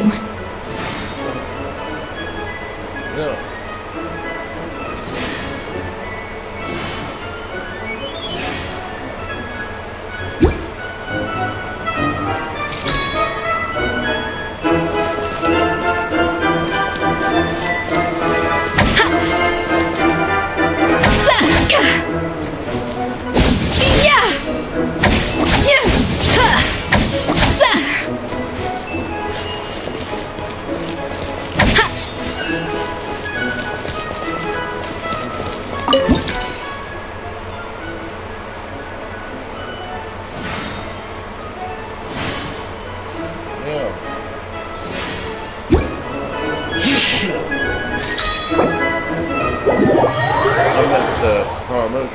No, start over again. I might have messed up.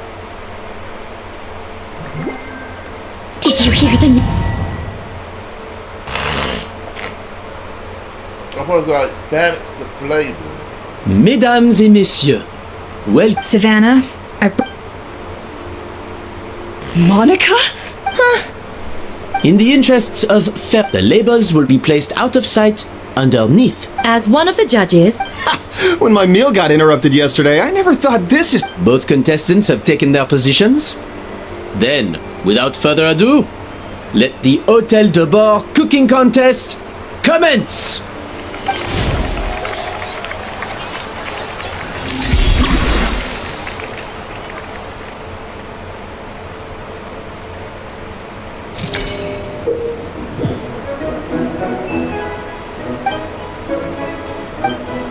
Monica, Traveler, even the best chef in the world can't flavor their food without prepping the flavoring, right?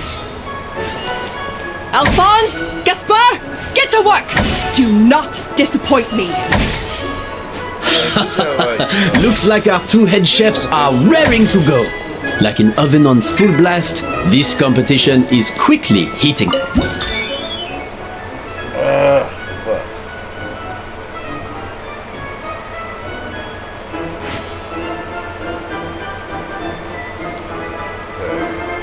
It says 4. Oh, come on.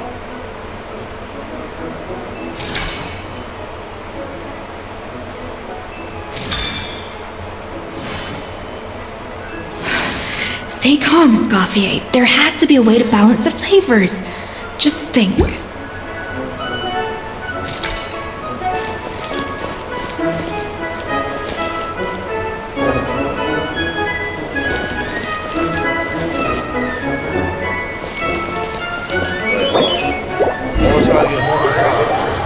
messed up.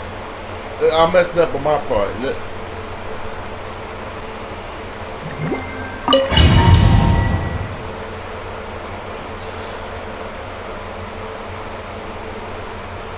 Mesdames et messieurs. Savannah? Monica? In the interests of fairness, the labels will be placed out of sight underneath the plates, only to be revealed after the judges have sampled them and reached a final. As one of the judges, I promise to be. When my meal got interrupted yesterday, I never thought this is how they'd make it up to me. Getting a seat on the judging panel is a pretty sweet deal. Both contestants have taken their positions. Then, without further ado, let the Hôtel de Bord cooking contest commence!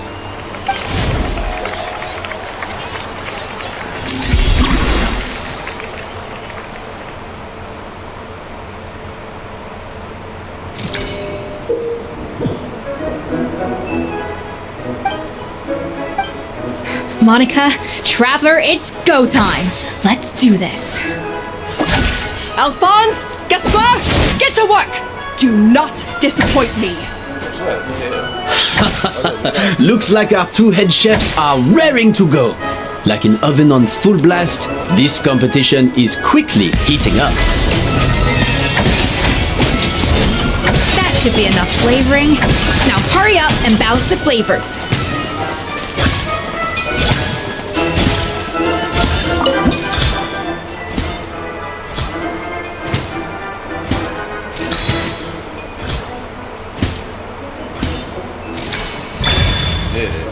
That was my fault. I had to use that weight scale thing. The red apple blue.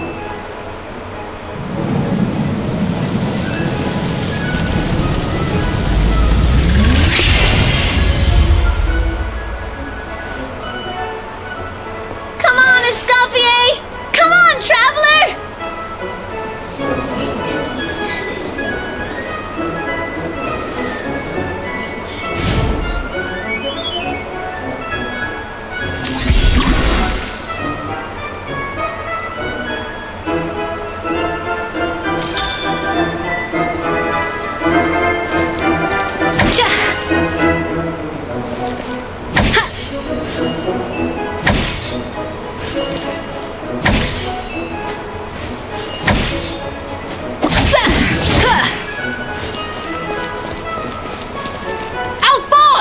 What are you? The balance of flavors is about right. Got it. But the quantity is too low.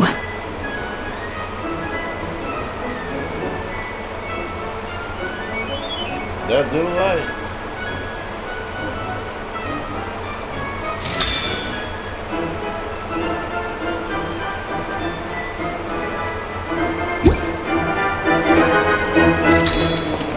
Yes, chef! Oh, tension in the ranks on Team Savannah. Will this slow their progress? Savannah, what are you doing? Oh, get it.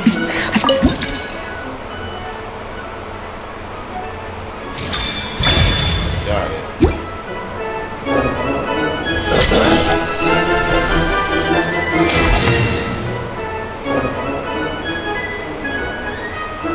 So, what do you think?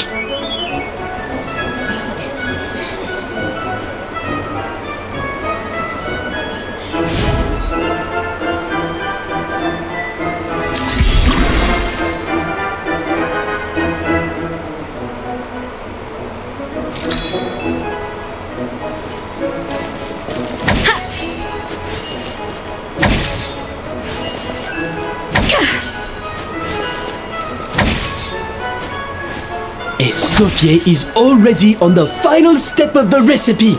Let's check on Savannah's progress.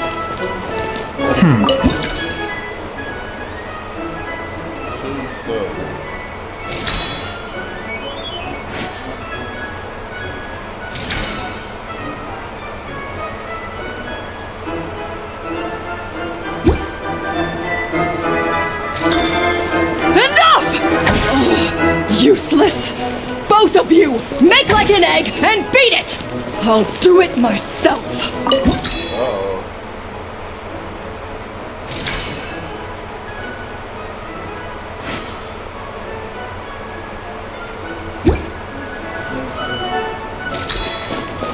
Wow! Is Savannah serious?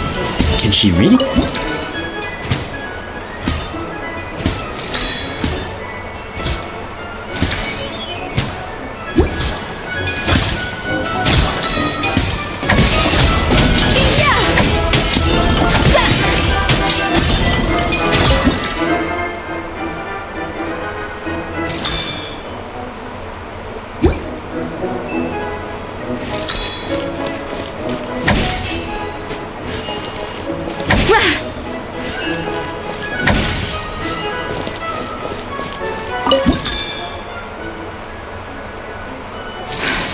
Stay calm, Escoffier. There has to be a way to balance the flavors.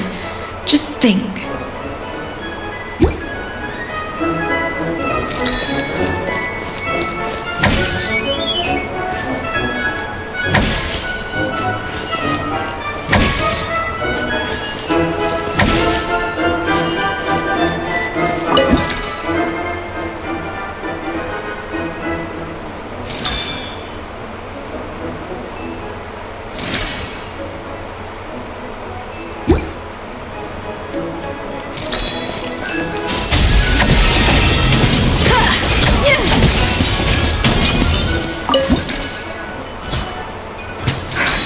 What are you doing, Escoffier? Your team's waiting on you. Damn it.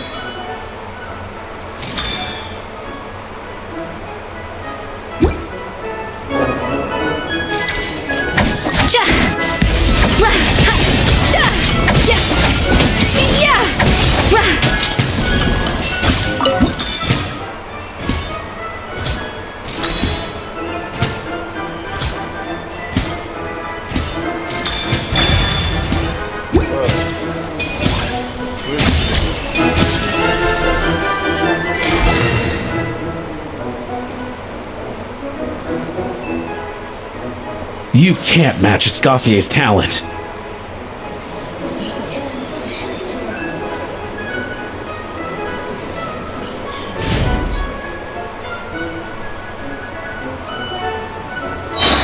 I present to you Gâteau de Bourg.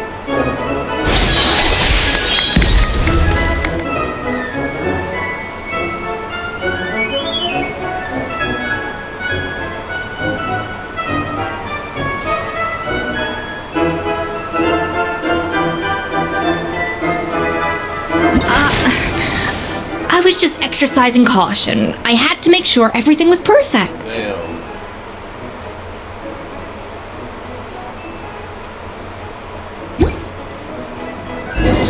Did I mess up? Did I lose?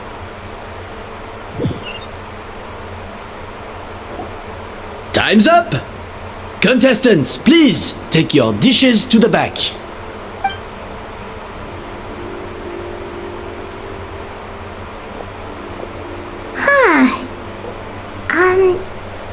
That guy was right.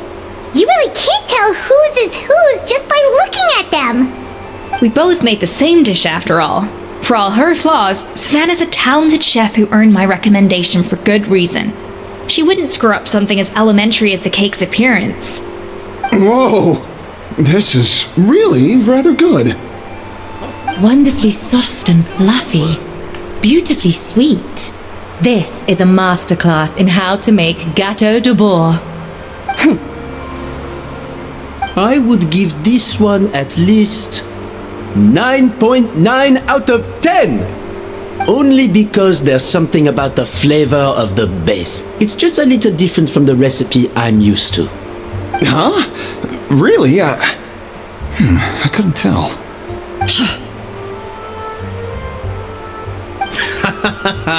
All right, on to gâteau number 2. I haven't had a single bite and already this aroma is a delight to the senses. I have a feeling that this gâteau will be a gâteau for the ages. How exciting! I'm gonna dig in.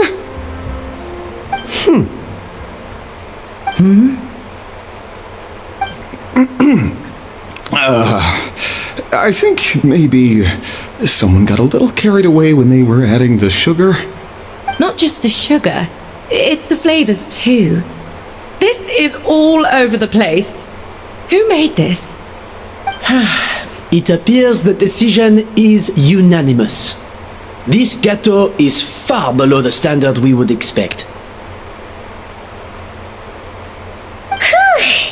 And Paimon thought this might actually be close. Turns out she can't bake to save her life.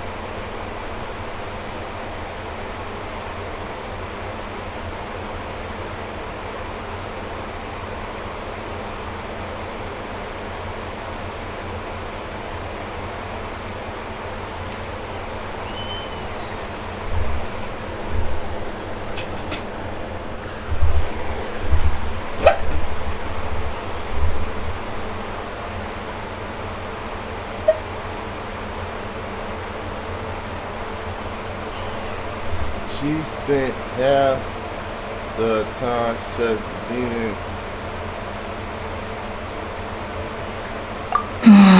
Something's not right here.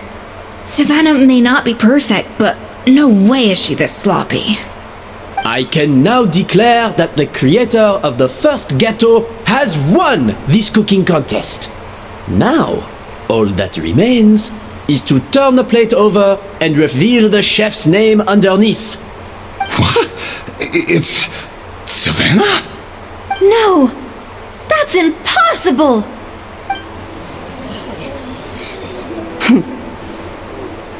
Hey, Savannah! You cheated, didn't you? You cheater! What did you do? Oh, you swapped the plates, didn't you? Well, someone's a sore loser. These cakes went from the oven to the judge's table without me ever laying a finger on them. And everyone here can attest to that. It was Van Gem's staff who labeled them in the kitchen. If you're looking to accuse someone, why don't you start with them? Isn't it more likely that Escoffier's lost her edge? Oh, or maybe her assistants let the team down. You take that back! Judges, we demand a rematch!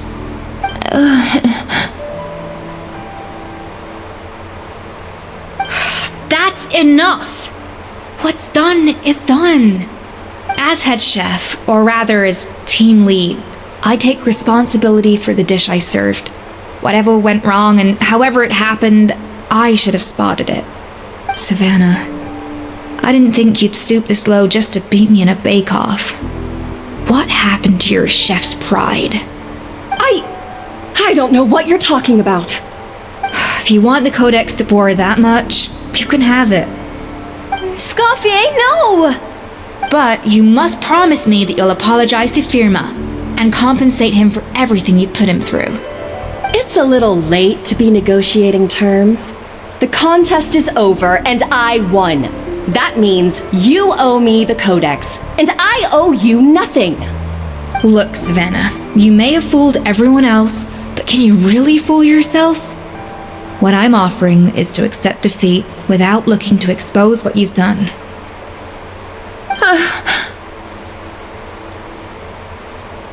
But only on the condition that you promise to stop putting so much pressure on your staff. Fine. I'll treat this as your final handover of duties from one head chef to the next. So, will that be all, ex-head chef? Or is there any other unfinished business you'd like to leave in my hands? I didn't mean that to be a scolding from your former boss. Just a word of advice from a fellow chef and a friend. But I don't know if you're even open to input from other people anymore. I know what I'm doing. I don't need your advice. All right, fine. I'm glad to hear it.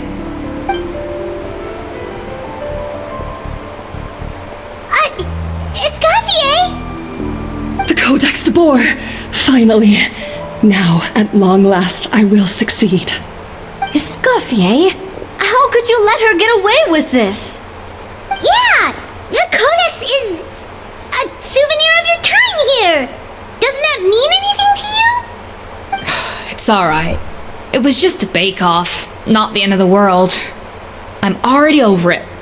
Besides, it's not all bad. She agreed to compensate Firma. That's mission accomplished for the Spina. Honestly, if I'd have known that giving her the Codex would solve everything, I'd have just done that in the first place. I mean, why bother with the whole cooking contest? It's such a waste of time and energy.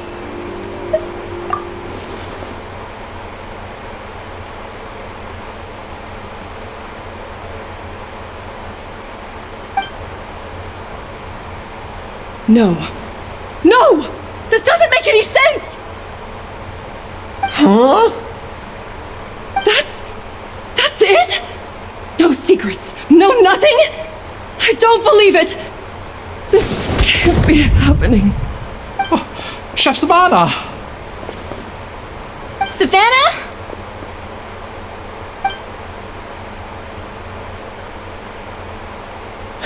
It's nothing life-threatening. Just a lot of pent-up stress and exhaustion. Oh, I knew it. Pent-up stress? Her? The truth is, however hard she might be on the rest of us, the person she puts the most pressure on is herself. Yes, there are nights when she makes us redo things over and over into the wee hours. But for her, it's every night.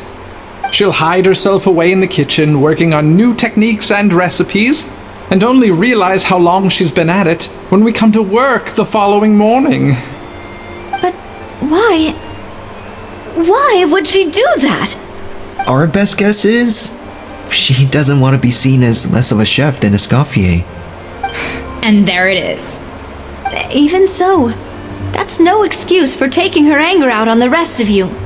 Yeah, and it's definitely no excuse for cheating in the cooking contest. About that, we honestly have no idea how she did it. We were focused on our own work the whole time, like she asked.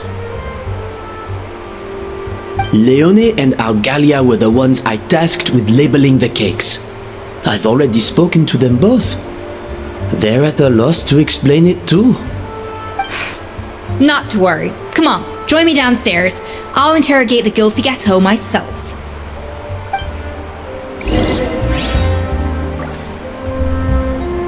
Yeah, son not right.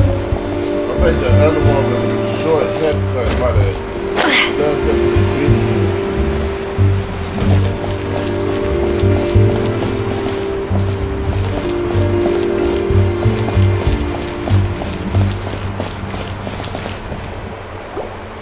Well, how is it? Have you figured out what it was?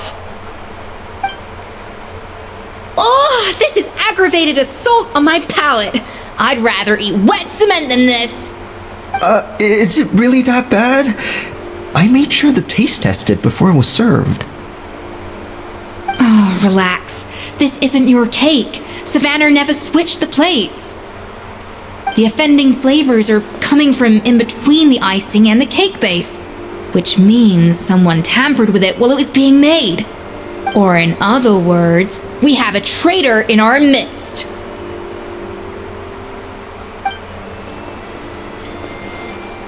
I'm sorry. I was forced into it. It was Chef Savannah. She said if I didn't cooperate, she would...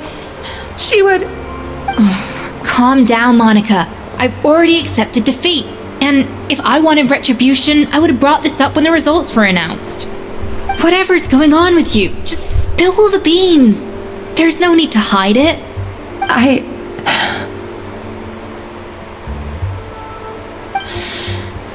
I was the one who caused the food safety incident that one time. Food safety? Wait, you mean the Lumaline incident? So you procured the contaminated ingredients? I think so. Savannah and I were on procurement that day. I didn't check everything as well as I should have, and so I let contaminated ingredients make it into the kitchen. But I swear I didn't do it on purpose. I had no idea there was an issue with them, and I didn't know it would end up with Escoffier going to jail. But the last thing I expected was for Savannah to use it as leverage to blackmail me with. This is crazy! So Savannah pressured you into sabotaging Escoffier's cake by threatening to expose your secret if you didn't? I know, it's terrible. I'm so sorry. I was so scared. The thought of Chef Escoffier finding out that I put her in jail, it made me freeze up with fear. I thought Escoffier would hate my guts if she ever found out, and yet somehow that's ended up in me doing something even worse.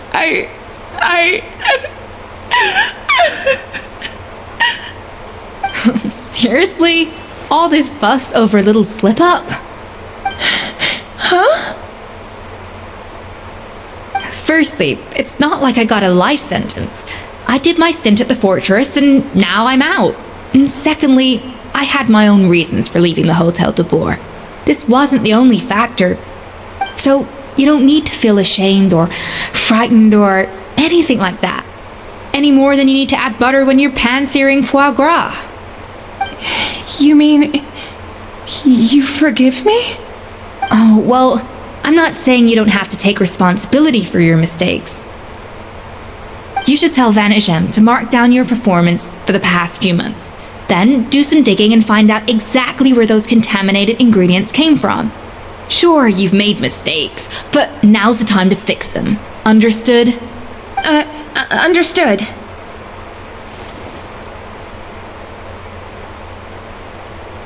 Good. Now, back to Savannah. What about the original codex would compel her to resort to blackmail? I have my suspicions. Not that I've got any proof to back them up, though. Ugh. What happened to me? I've overheard some customers murmuring about how the Hotel de Boer hasn't been the same since Escoffier left. They think our menu doesn't taste like it used to, especially our signature items. Now that you mention it, I noticed it during the contest too. I couldn't put my finger on it, but the flavor seems subtly different from how it used to be. But the difference was so small, I'm sure no one would notice it besides our most loyal customers and true dessert connoisseurs. Still, as head chef, it's easy to see why Savannah would get so hung up on it. So many times I've seen her make the cake base over and over again, late into the night, determined to match Escoffier's version. But something's always slightly off every time. Yeah, I've noticed that too. Never really gave it much thought, though. Thinking back on it now, it's clear that Savannah's been in a downward spiral ever since Escoffier left. She wants to prove that she can fill Escoffier's shoes. That's gotta be the reason. But after countless setbacks, she's getting more and more unhinged. And at some point along the way, she switched from doubting herself to doubting Escoffier. Doubting Escoffier? For what?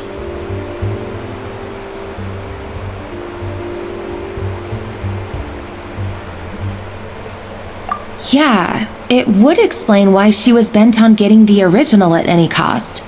She must have thought Escoffier purposely omitted key details from her recipes when she copied them out. Also, she could retain her place as the #1 chef in Fontaine. the only one privy to all the secrets of the trade. Oh, for goodness sake, what a stupid idea. Of course. Then she finally got the codex only to discover that the secret recipes she's been pining for don't exist at all. Seeing how utterly wrong she was must have been a real shock to the system. It probably brought up everything at once. It overwhelmed her, and she passed out.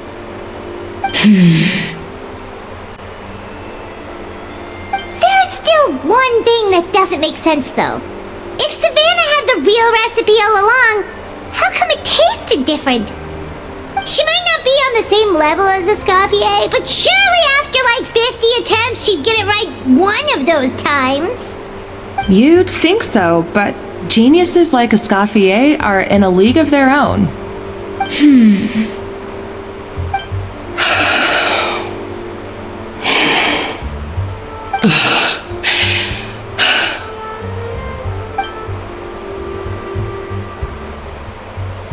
New head chef, you say? What's her name? I don't think I've heard of her before. I wonder, can the Hotel de Boer keep its edge without Escoffier at the helm?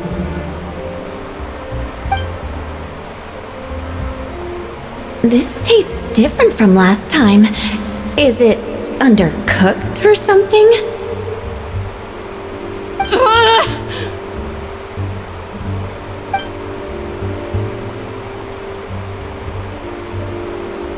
Take this. It's a copy of the Codex de Boer. From now on, you will be its keeper. Don't listen to the doubters. If I say you can do it, then you can do it. Even if you don't believe in yourself, at least believe in me. Hey, did you hear me? Once I'm gone, the restaurant is all yours.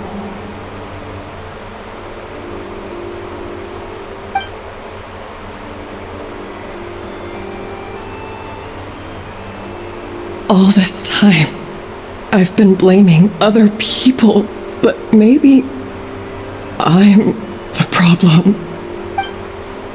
I don't think she's a bad person. I think she should be better in the previous chef. That's why she be home. I sincerely apologize for putting everyone out. Savannah's awake now, but I don't think she's ready to speak to anyone yet. Let's give her the day to calm down. I'm sure you'll have the chance to talk everything out tomorrow. In that case, I'll go and update for Ma and his family. I wonder what he'll make of all this. So, we'll come back tomorrow then.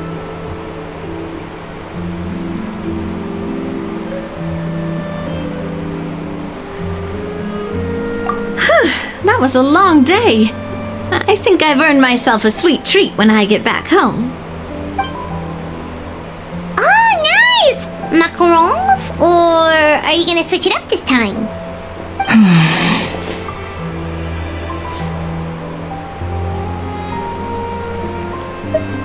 Traveler, how much do you know about the snow-winged goose?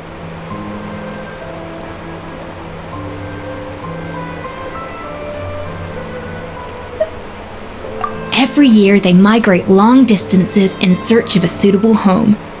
There's always one goose at the front whose job is to lead the flock.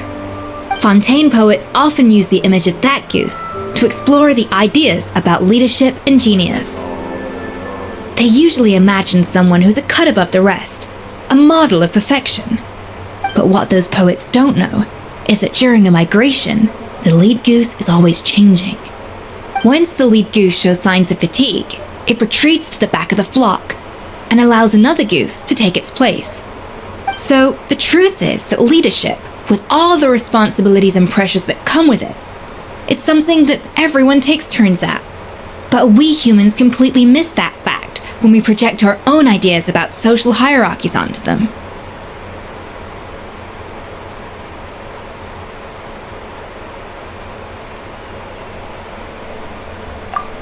I guess what I'm saying is, I don't buy into this notion that there's some sort of gulf between normal and genius. Cooking is a science, not magic. Given the same ingredients, same recipe, and same environment, I see no reason why two different people shouldn't be able to create the exact same dish. Of course, some people have a more sensitive palate than others, and some people are just born bolder or more conscientious. But these are all variables that can be accounted for with time and practice. I'd have no reason to expect so much from others if I believed that perfection can only come from the hands of a genius. The only reason I hold people to high standards is because, well, I believe they're capable of greatness.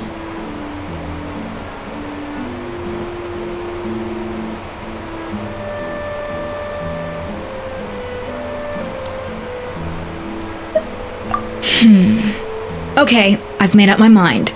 I'm gonna get to the bottom of why Savannah failed. And come tomorrow, I'll give her the scolding of her life, pointing out all the mistakes she's made along the way. Then she'll finally see the error of her ways. Yeah, I think that was Savannah trying to prove herself. She's trying to prove herself by pushing everybody to the limit, but in reality, she's trying to push herself to the limit for herself. That's all it is. She's not a bad person. She's got to prove to everybody she's a great chef. And all the pressure got to her.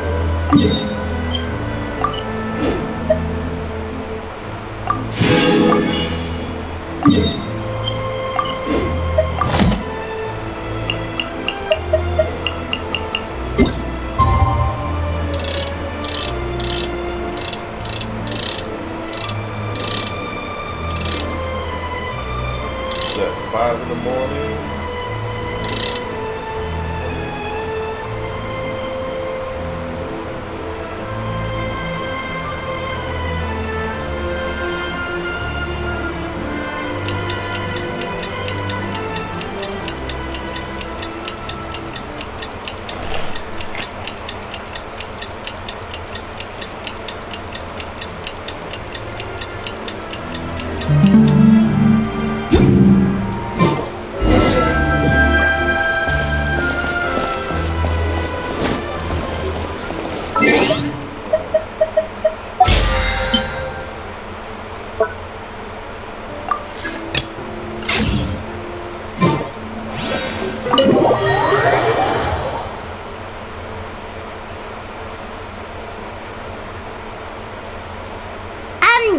Why are we here so early? Our meeting with Van isn't for a while.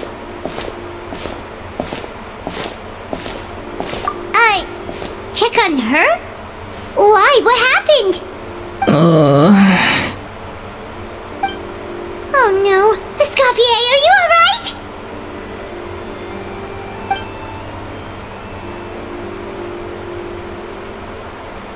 She made notes. I'm fine. Just need to get some more coffee in me. Huh? What happened to my coffee? Did I really drink it all? Alright. Thanks. I appreciate it. Well, there's cooking facilities here. Or we could just grab a cup of coffee from Cafe Lutece, but either way, hurry!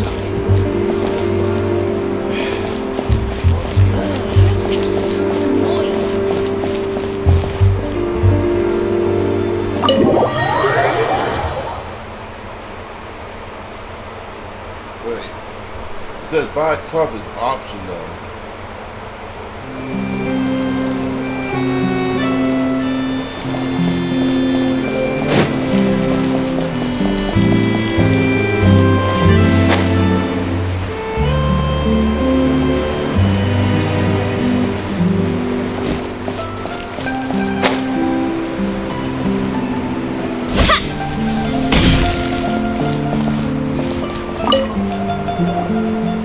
Hello! What can I get for you? Sure thing. We're here to go. Huh? Oh, I see. First cup.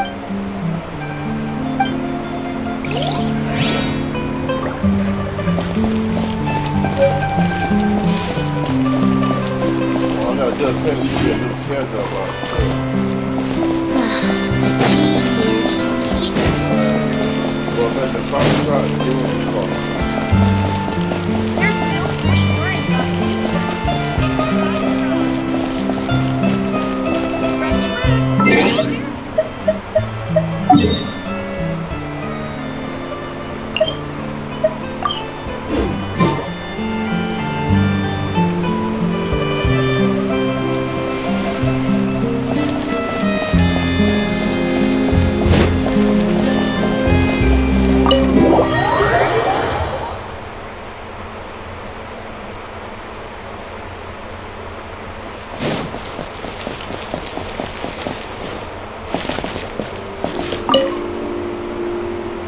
Coffee.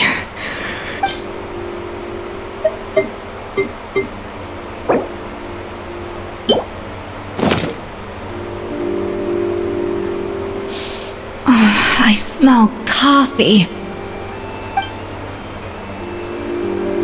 I feel much better now. Thank you so much, Traveler and Paimon. Glad to hear it. But make sure to catch up in your sleep when you get the chance.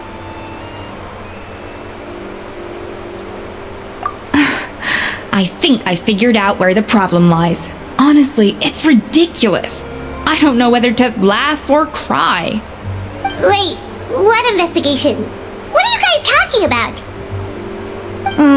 I'll save it for when everyone else gets here. It's so stupidly small. I can't believe it's caused so much drama. Yes, except my failures were stepping stones to success. Escoffier! Have you seen Savannah? Huh? No, not since yesterday. Why? What's wrong?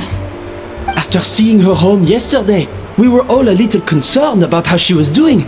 So, I dropped by her place early this morning to check on her. Only to find an empty house with the doors wide open. I left Alphonse and the others to keep watch at her home, while I checked the Hotel de Bord.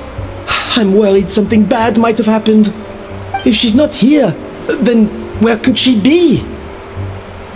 Boss, Escoffier, bad news.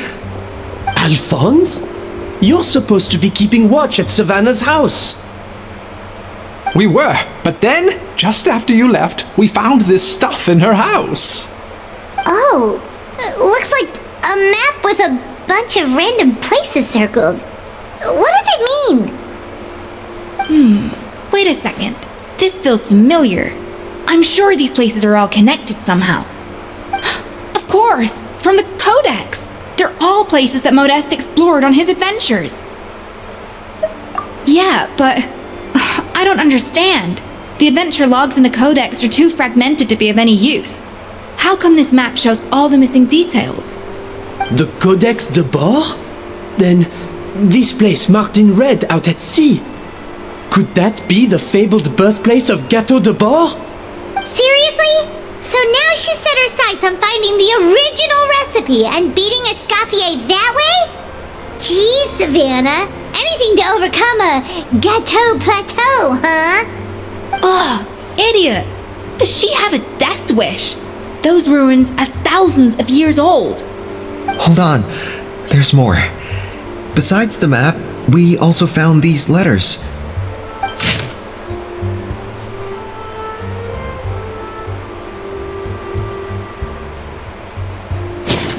It was you. You let the Lumaline through, didn't you? It sounds like a threat letter.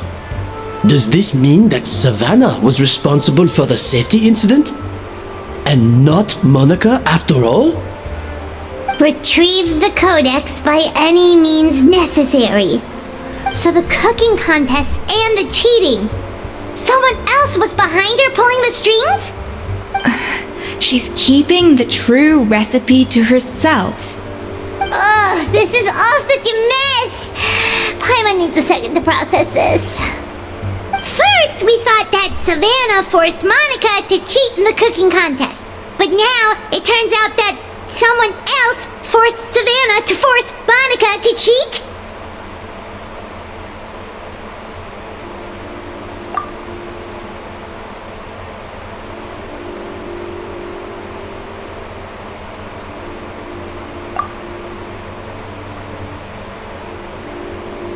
You're finally here. Of course. I should have put two and two together as soon as I read your threat letter. The food safety incident, the demand for a cooking contest, the instruction to blackmail Monica, even the suggestion that Escoffier was keeping secrets from me. It was all part of your grand plan, wasn't it, Monica? No. Monica's behind this? I had no idea. I thought she was like a victim. Not a victim, but We should be getting close to the spot marked on the map.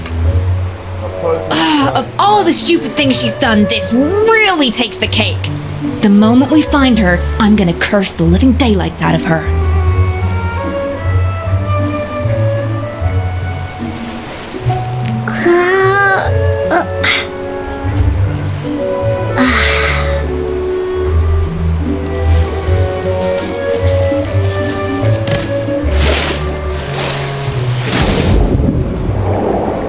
Monica was a manipulator all along. I didn't know. I thought she was like Miss Timmy Good. We're gonna find out she was the one responsible for everything.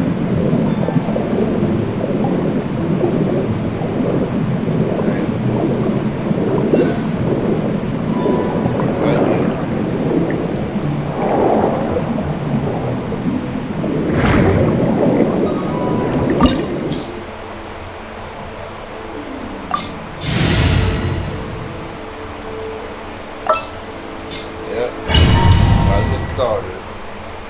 I had a feeling that I had to fight somebody.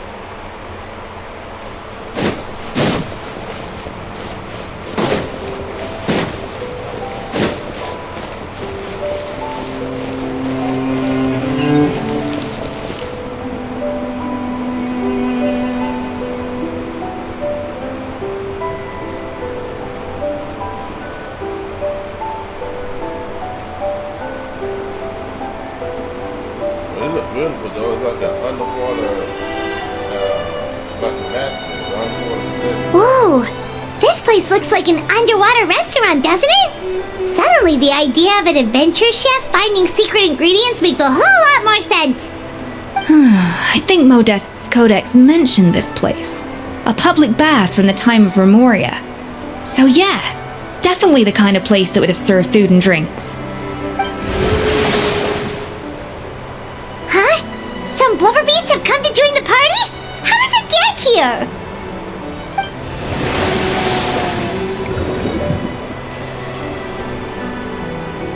Aw, they ran off!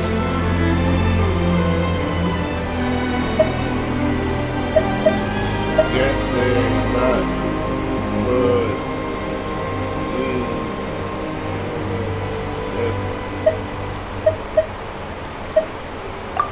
That could be easier said than done.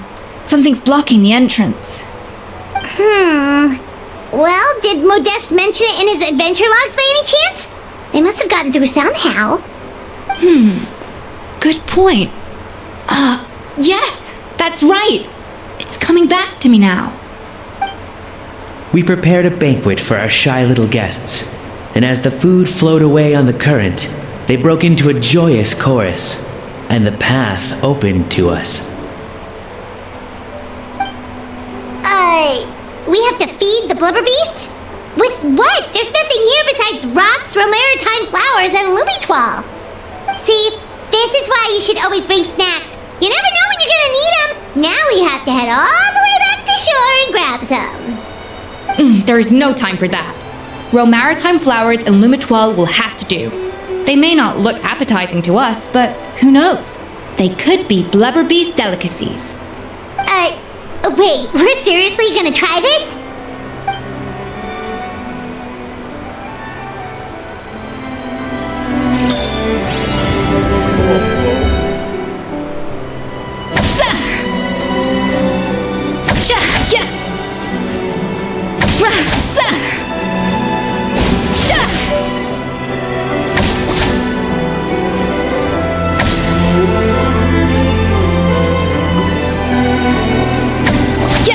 A dash of frosting!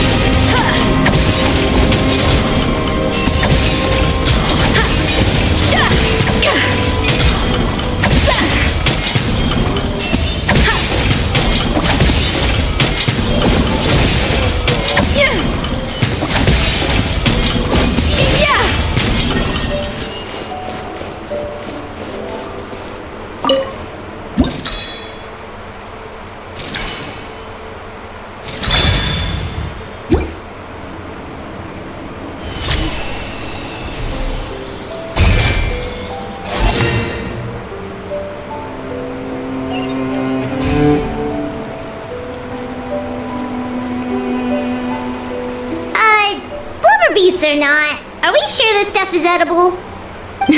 Trust me, they'll love it. Oh, good question. If we try to put them in the pool, we'll probably just scare them off again, and who knows how long they'll be gone. Yes, we can't afford to wait for them to double back. Oh, what was it that Modeste said again? Something about the food flowing away on the current.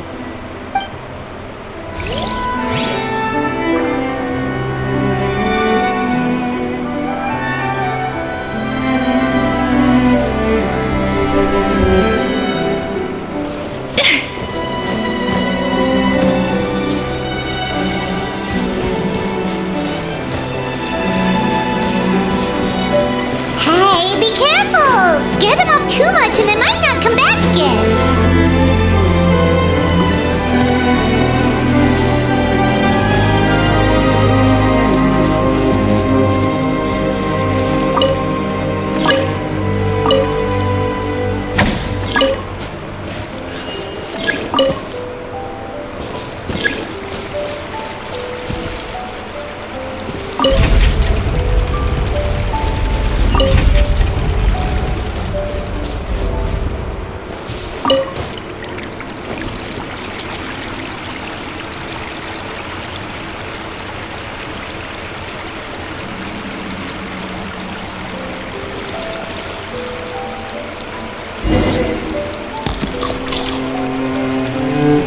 Wow, it's really singing! It must taste better than Paimon thought!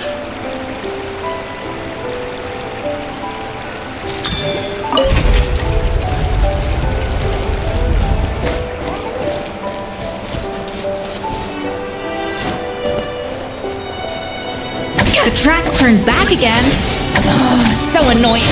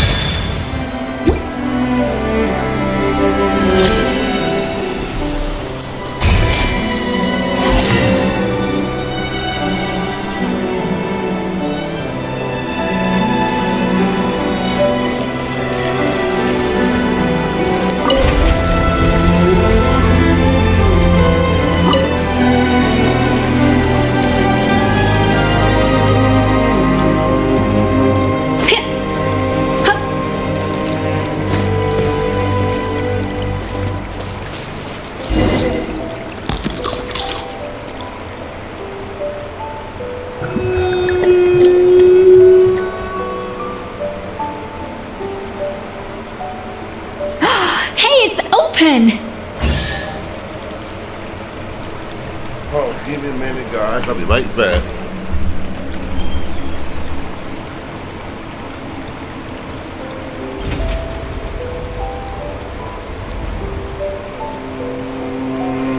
An important part of cooking is making sure the ingredients absorb the flavors in the dish. To that end, a chef must be able to wield a knife with the same level of precision as a surgeon. Practice makes perfect.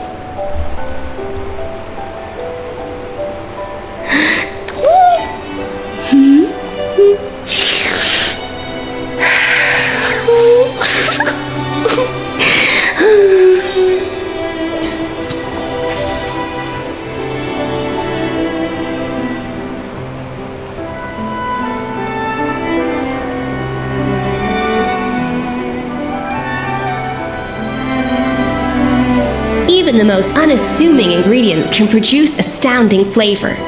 But unlocking that potential takes a keen sense of smell, a refined palate, and an open mind.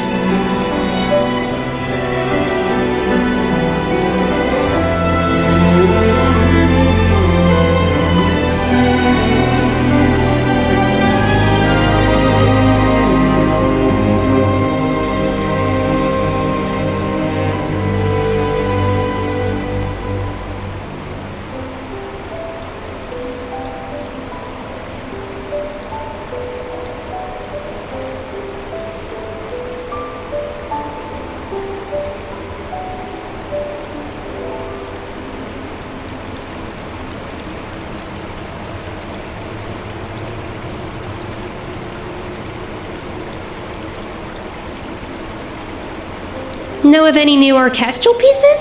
I like to swap out the background music in the kitchen once in a while. It's a great way to find new inspiration.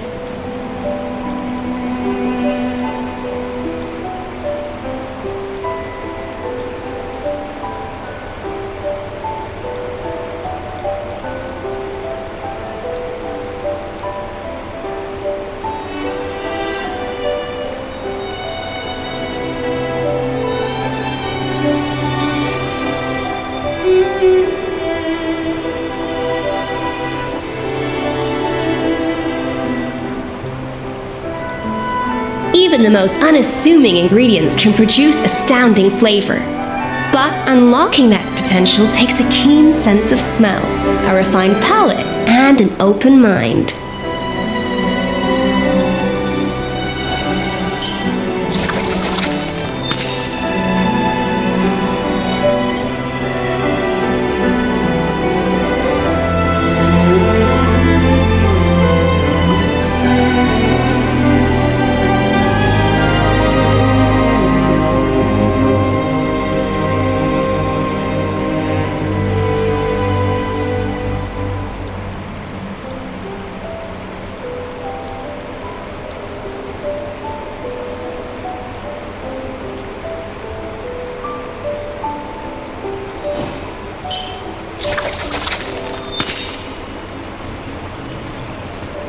Know of any new orchestral pieces? I like to swap out the background music in the kitchen once in a while. It's a great way to find new inspiration.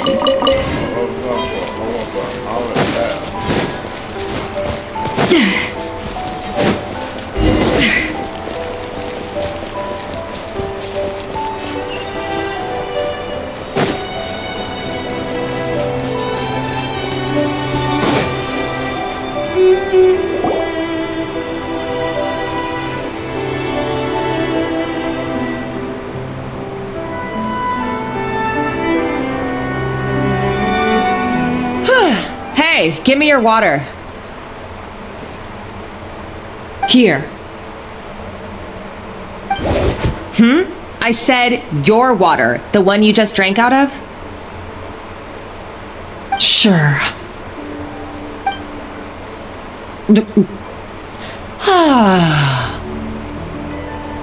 All those years slaving away under Escoffier, and then you. Welcome. Today, it's finally paying off. Not only have I found the ruin that Savelli kept hidden, but I also get to boss you around like my little lapdog. Hey, go scout ahead for me. If we need to do any more blast tunneling, I want to know where to lay the explosives. Did you not hear me? Get going. Why don't you do it yourself? Oh, when did you learn to fight back? You're always so compliant when I give you instructions by letter. That's because you threatened to expose me for the Lumiline incident. I swear, if I'd known what you were planning, I'd never have... Don't be so self-righteous. Admit it, you've always been jealous of Escoffier. That's why you lapped up everything I told you. You were terrified of her finding out about your part in the Lumiline incident, and you resented the way her reputation hung over you. So you jumped at the chance to convince yourself that she was the villain, that she deliberately hid her secret recipes from you just to hold you back. It was the only excuse you needed to justify getting back at her. First, idolization, then jealousy, suspicion, and self-deception. That's what this comes down to. It was the same story with Savelli and my ancestor. He offered Modeste his friendship only to murder him out of vanity. He promised to explore the world with him, only to later destroy all records of their adventures. It's a miracle I even found this place. You have no idea the countless hours I spent piecing it all together. So you see, you're no better than Savelli. If you can't beat him, betray him, right? I am no Savelli, nor will I ever be. Oh, put a lid on it. You really think you can absolve yourself of your vindictive and jealous behavior now? Just because you finally realize that Escoffier never kept any secrets from you? You didn't show any remorse when she left, or in the cooking contest. Why start now? You have no right to redemption. You're right. I don't deserve her forgiveness. But I am done being bullied into submission by you! Ooh, feisty. But you should watch your tone. Talking to me like that could get you in big trouble. I somehow doubt that. Since I poisoned both our water bottles. What? Ever since I learned the truth, I've been biding my time, waiting for this moment. You've played me like a fiddle for so long, and now this is payback! But you drank it too! It's what we both deserve. This is the price we must pay for betraying Escoffier. You'll die here with me, Monica! You.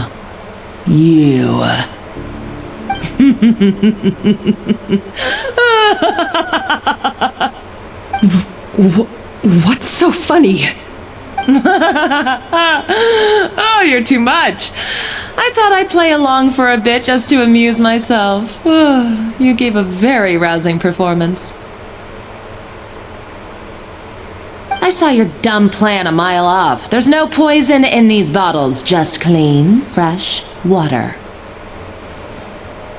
No. Revenge is a dish best served cold, you know. Did you really think your half-baked plot would fool me?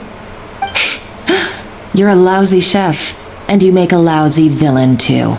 A complete waste of space. No wonder you never amounted to anything.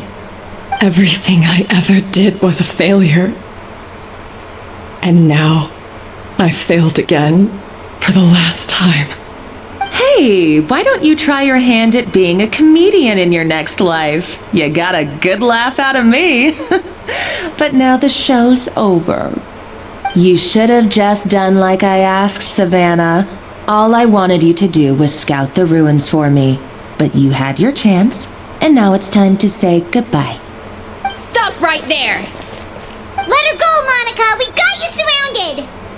Escoffier? Ugh, looks like I'll have to keep you around for a little longer. You can't! Stay back if you want her alive! Escoffier and the Traveler. I can't take you both on in combat, but if you so much as flinch, I can end Savannah's life in a heartbeat. Monica, what are you hoping to achieve by this? You're about to commit murder, and for what? A recipe? A recipe? You chefs are all blinded by your myopic focus on kitchen affairs. Well, some of us actually have bigger fish to fry. Modeste had a secret. The truth behind his so-called genius, the je ne sais quoi factor in his Gâteau de Bourg, and it's right here in these ruins. Are you serious? You're here because of a Gâteau de Bourg obsession? You've gone completely mad! I couldn't care less about the cake itself. No, the real treasure is the secret ingredient that Modeste sourced from these ruins. He and Savelli were fools. A priceless treasure of Remoria in the palms of their hands, and they thought, ooh, this would go great in our cake mix. We're talking about a powerful stimulant that also sharpens the senses. That's no cooking ingredient. It's a groundbreaking drug. That's right, I've done my research. It was a drug that Remoria developed for their war machine. I could make a killing by selling it to the treasure hoarders or the Fatui. Will you listen to yourself? You're completely delusional. My eyes are wide open. Just wait till I get my hands on this treasure. You'll see what a fool you've been.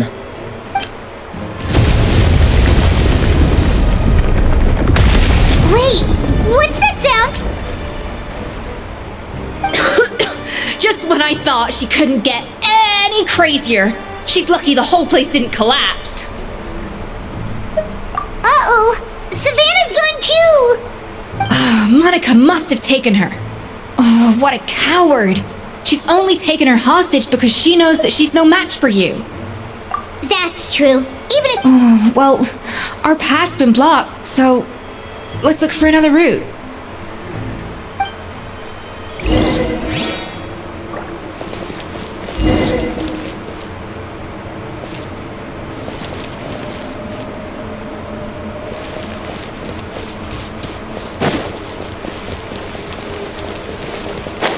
The water looks pretty deep here. Maybe it leads somewhere.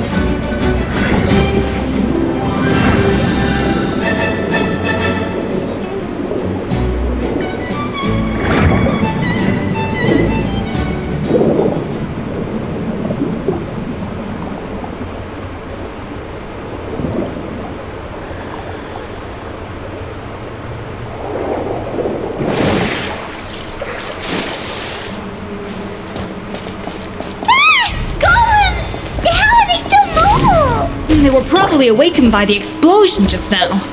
Alright, Knife Skills 101. Time for some rough chopping.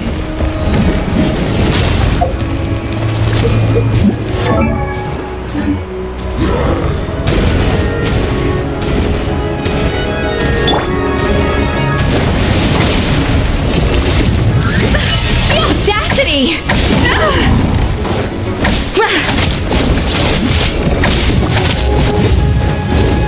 To the breathing.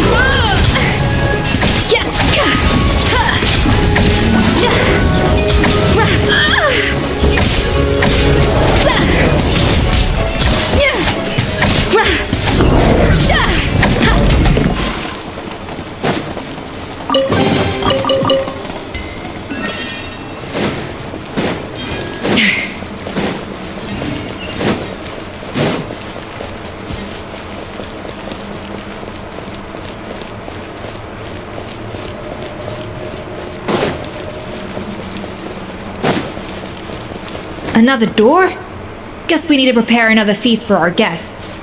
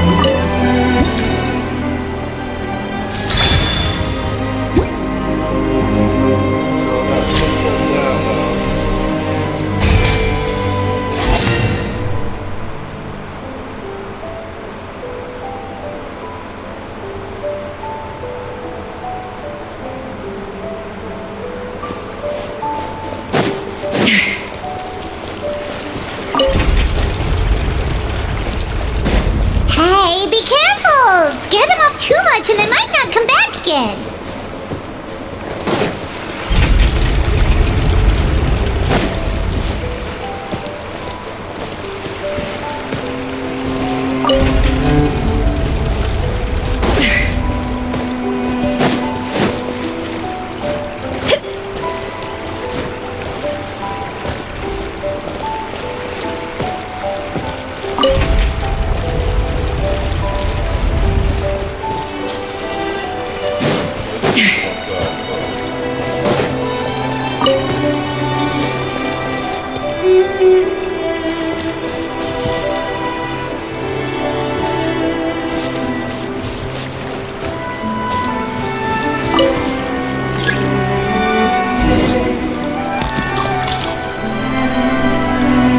It seems to really like the texture of Rome Maritime flowers.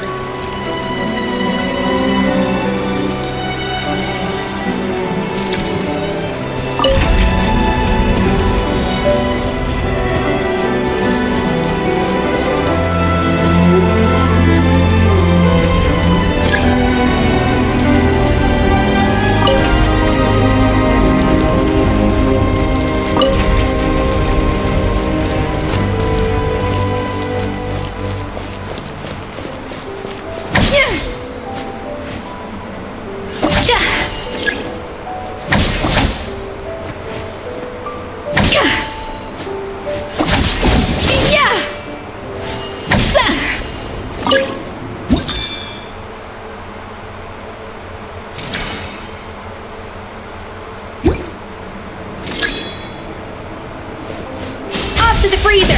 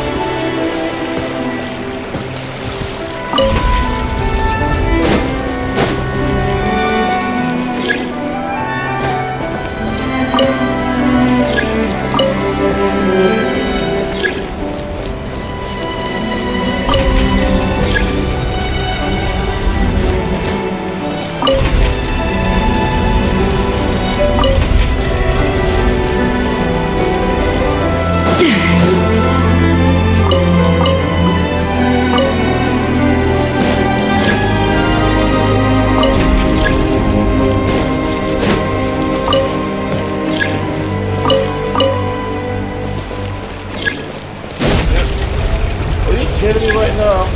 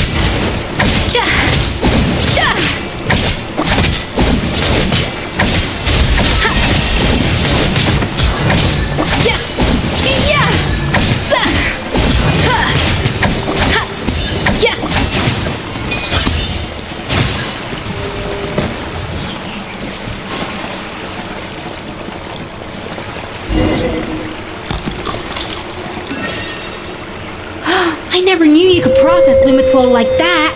Alright, I've got to jot this down. Lumitwols and Maritime flowers. This could open the door to a whole new world. Yep, that's literally the plan. Wait, hold on. Which door are you talking about?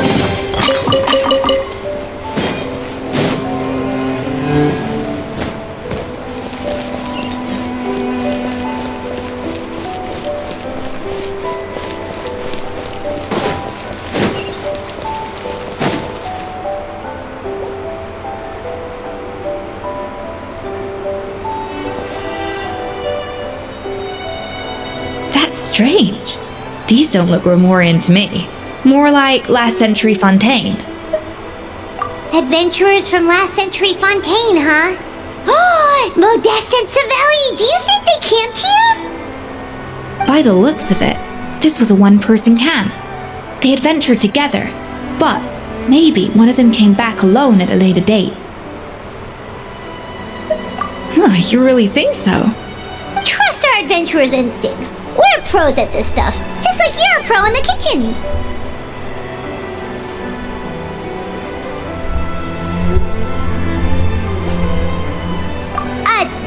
Okay, well, the Traveler has more adventuring experience overall, but Paimon's definitely a pro rummager from all those treasure chests. Darn it! Paimon was just about to show off her rummaging skills! Huh, no kidding. Are all adventurers so obsessed with journaling? I mean, I guess I take a lot of notes when I'm cooking as well, but I thought that was just me. Anyway, let's find out who was here. It's been years since I've last visited these ruins. It's exactly the way I remember it. This place probably hasn't changed in millennia. Sadly, up above, on dry land, everything has changed. The treasure of Remoria. That's what we used to call it. Modeste was right about its potential. It turned Gâteau de Bourg into a national sensation. Our limited stock of the substance meant that the gâteau could only be produced on a small scale, but this only drove up the popularity all the more. Modeste was right about that too. He predicted all of it. He was praised as a genius, while I, as the one person who'd ever disagreed with him, was labeled a talentless fool. Modeste tried his best to console me, but I knew better than anyone just how great the gulf was between us. Our conversations grew scarce, and we saw less and less of each other. I didn't fight it. He had new friends and a career of his own. Why invite further disdain by inserting myself where I did not belong? I told myself that maybe one day, when I finally created a masterpiece of my own, I'd be able to face him without shame.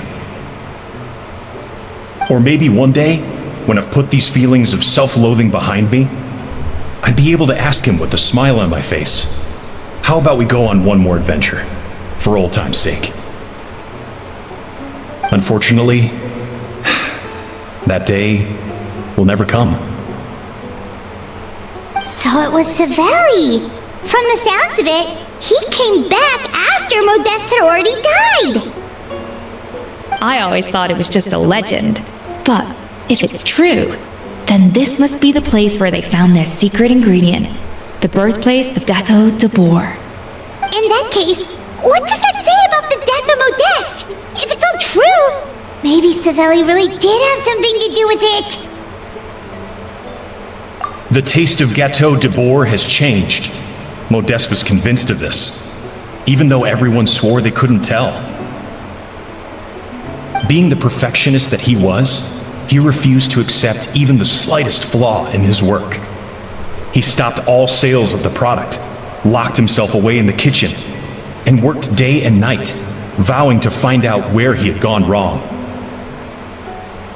But as he baked and taste tested over and over again, he found he only strayed further and further from the original taste.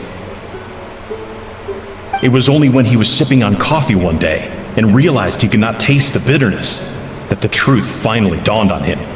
What had changed was not the gâteau, but his sense of taste.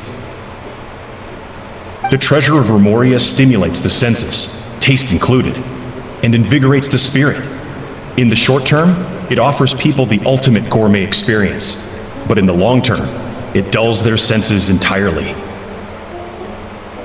In hindsight, it made perfect sense.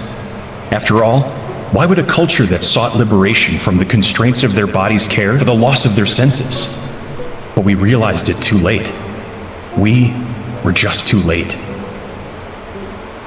Over the course of his many culinary experiments, Modeste exhausted the remaining supply of the treasure of Remoria.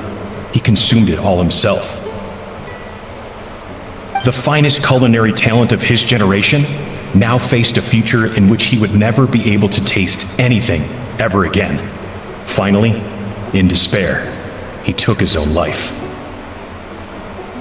And because we had become estranged, I could not be there to stop him, to offer some words of comfort, or even to say goodbye. Yet despite everything, he sent me his final letter. The treasure of Remoria? Guess Monica was really onto something. It really was a kind of drug. So, Modeste chose to end his own life. Then, why all the rumors that Savelli murdered him? Also, neither the Codex nor any other contemporary records make any mention of the treasure of Remoria. It's almost as if someone deliberately erased it from history. Modeste told me everything in his final letter. His was a tale of how even a genius could fail, and how much more devastating it is when it happens. Did he hope I would gain some personal catharsis from knowing the truth? Or maybe he wished for me to warn the public about the dangers of Gâteau de Bourg, proving that I had been right all along. But if the public ever learned how Modeste's greatest triumph became his undoing, his fall from grace would be swift and merciless. 1 minute a genius, the next a joke. It would surely spell the end for his restaurant too. What would be his legacy then? How would future generations view everything we built together? I fear the scorn I have faced these last years would pale in comparison to the scorn shown to him by the history books. I cannot let that come to pass. I will do what I must to protect his name.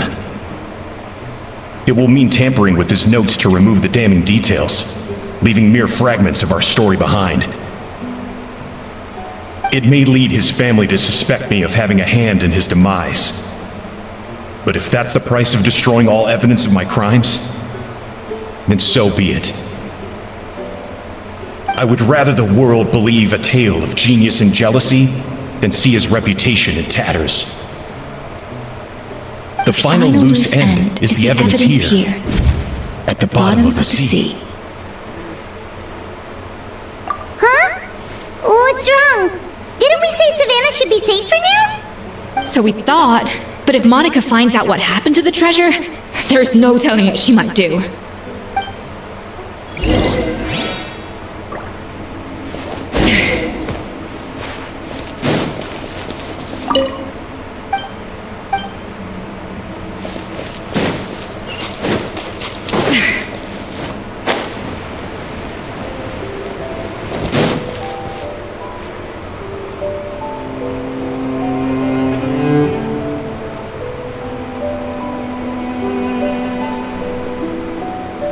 The treasure of Remoria.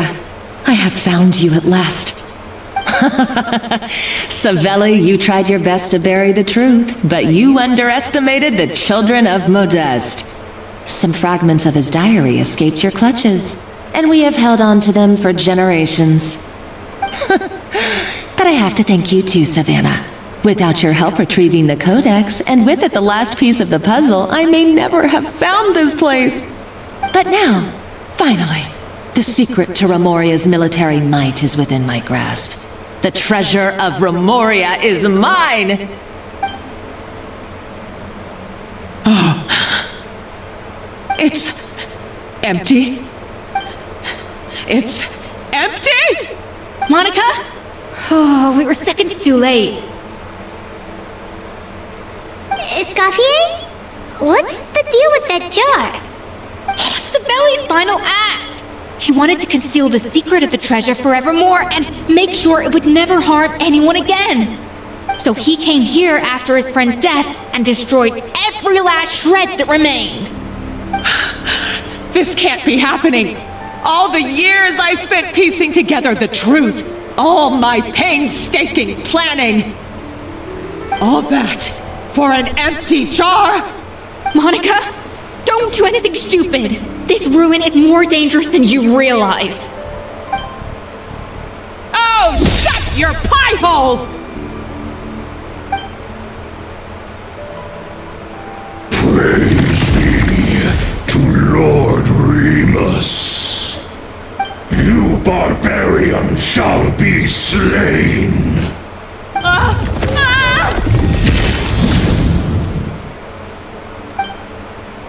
She's a nutcase! A liability to herself and everyone else! Well, now it's up to us to clean up the mess she's made. Take these golems out! Show no fear.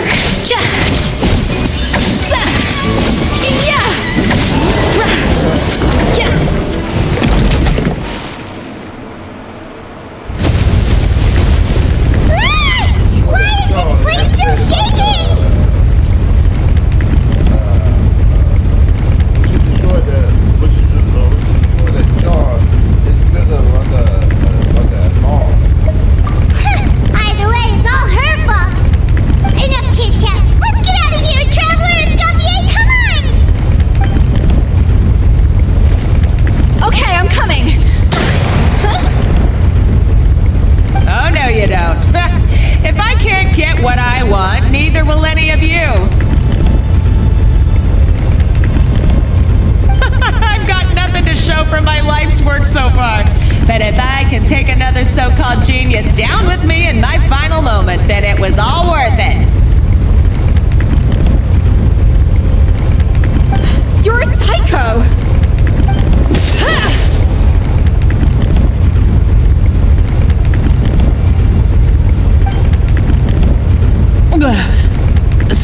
Savannah? Oh, when did you wake up?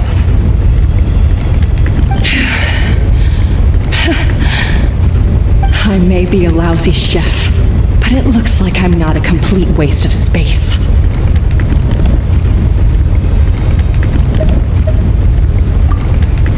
Traveler? Okay, let's go!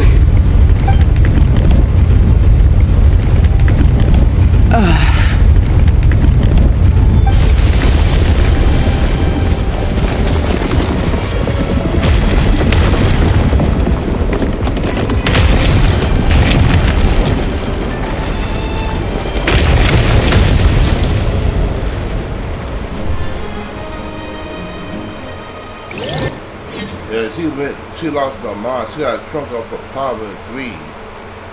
All that time, she thought it was still something inside that Charles, but in reality, he got rid of it a long time ago. Escoffier! Savannah! Traveler! And Paimon! Venejem! What are you all doing here? What did you expect us to do? Stay at the restaurant and sit on our merry derrieres while the Traveler and Escoffier were out here risking their lives? We had to do something, even though that something ended up being, well, waiting for you here instead. I don't deserve any of you. And I certainly don't deserve to be your head chef. It was my fault Escoffier had to leave. Then I couldn't live up to her standards. I acted like a tyrant in the kitchen. And now I almost got myself killed. Come back, Escoffier. Come and be our head chef again. I'll never be able to replace you. Okay, so everything I said to you the day I left, it just went in one ear and out the other? Huh? Sorry, I was kinda in my own head at the time. All I could think about was the Lumiline situation. What was it you said again? Forget it. It doesn't matter. Anyway, I didn't leave this job because of you. And you're not nearly as awful a chef as you think. If you were that bad, why would all your staff show up here for you? Escoffier's right.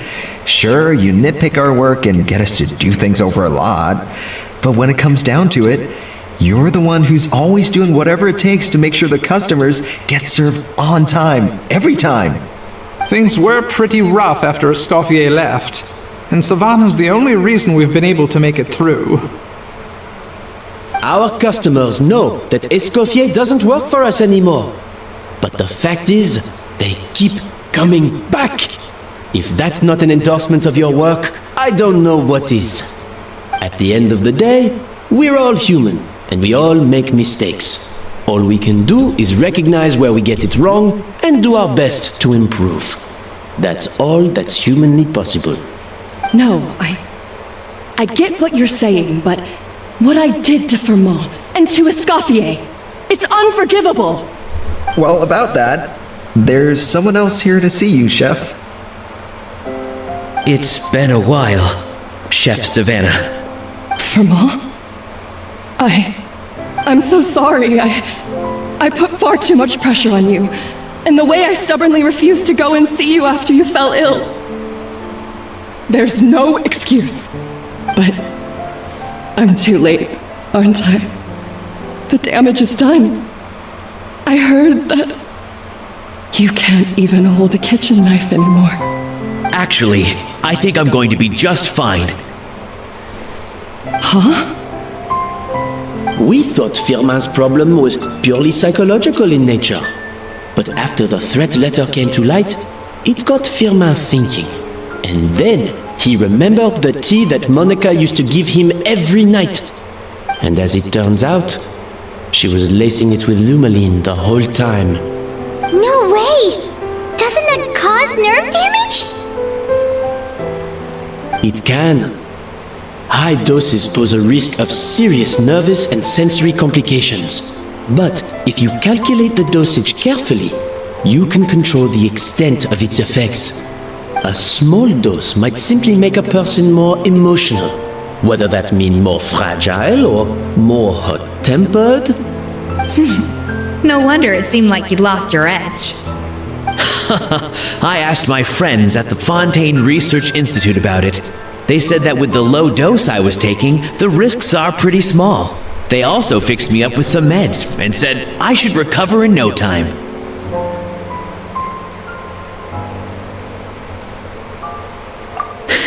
Well, that's what happens when you give someone a little bit of hope to cling on to.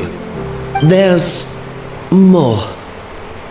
We believe that Firmin was likely not Monica's only victim. You mean she poisoned me too? Oh, so that's why Savannah's been so irritable this whole time! Let's not be too quick to blame everything on the Lumaline. That stuff can only amplify what's already there. So tasty food will seem like the most delicious thing in the world, while food you don't particularly care for will become utterly revolting. So you better make sure you reflect on your behavior and apologize to every single person you've wronged. I will. I'm sorry. There's still one question that's really bugging me. Why is it that no matter what I do, my Gâteau de Bourg never tastes the same as yours? Is it just... is it because you're a genius and I'm not? It's because the heating element in your oven is broken, you silly goose. What?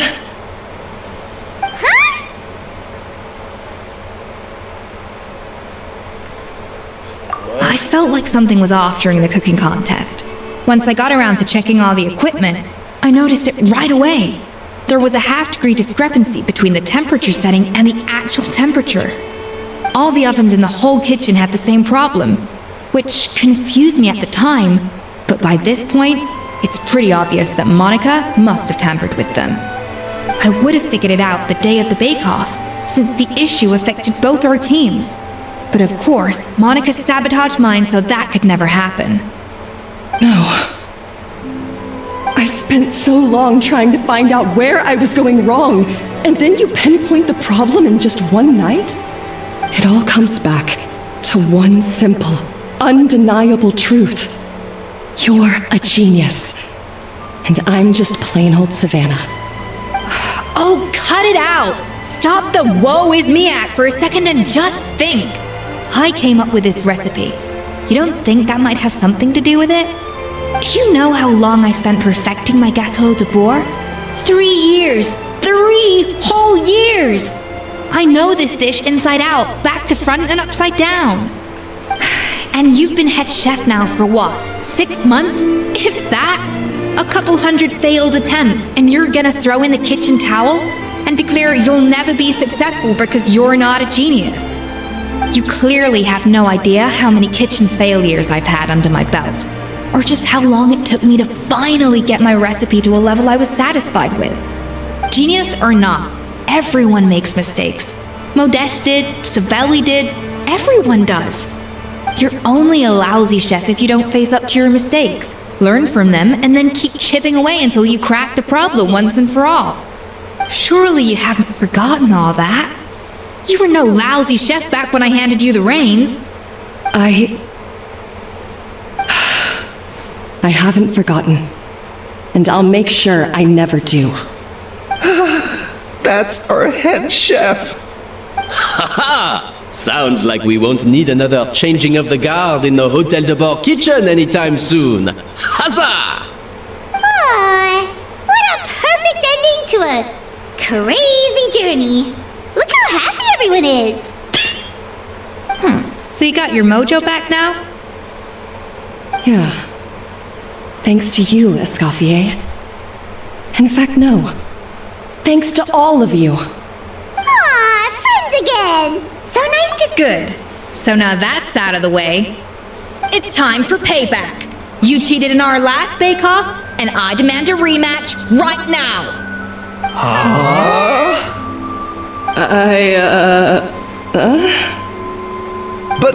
But that was mostly Monica's fault, wasn't it? Right. And also, does it have to be right now? Savannah's only just got her mojo back, and you barely escaped from a death trap. No excuses! This is a cooking contest between two top chefs, and nothing will stand in its way. So grab your spatula and get ready, because this rematch is happening today. Right now, this... Hey! So, this whole time you were salty about losing? Dang.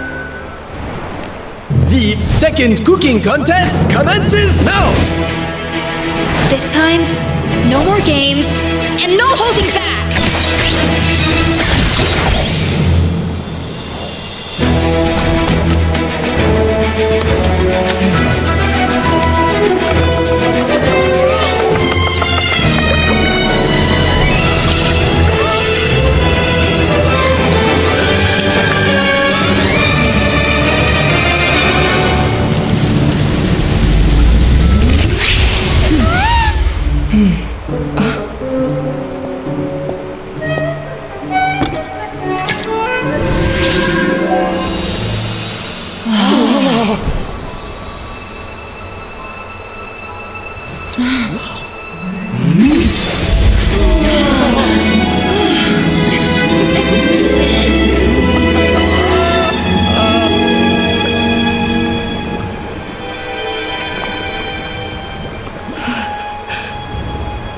I feel like I don't have the right to be here.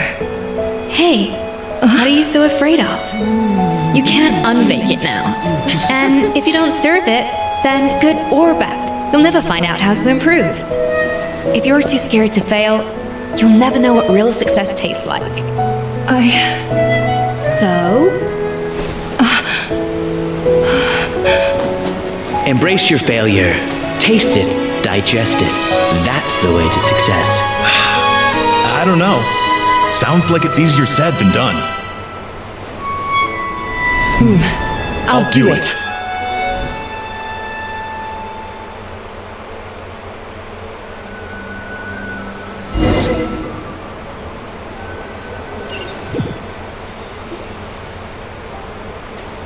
The results are in! A landslide victory for Escoffier! Quite rightly, too. Piece of cake.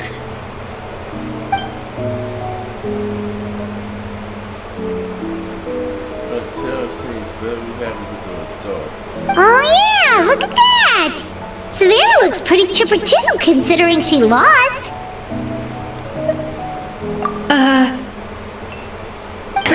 Now, where were we?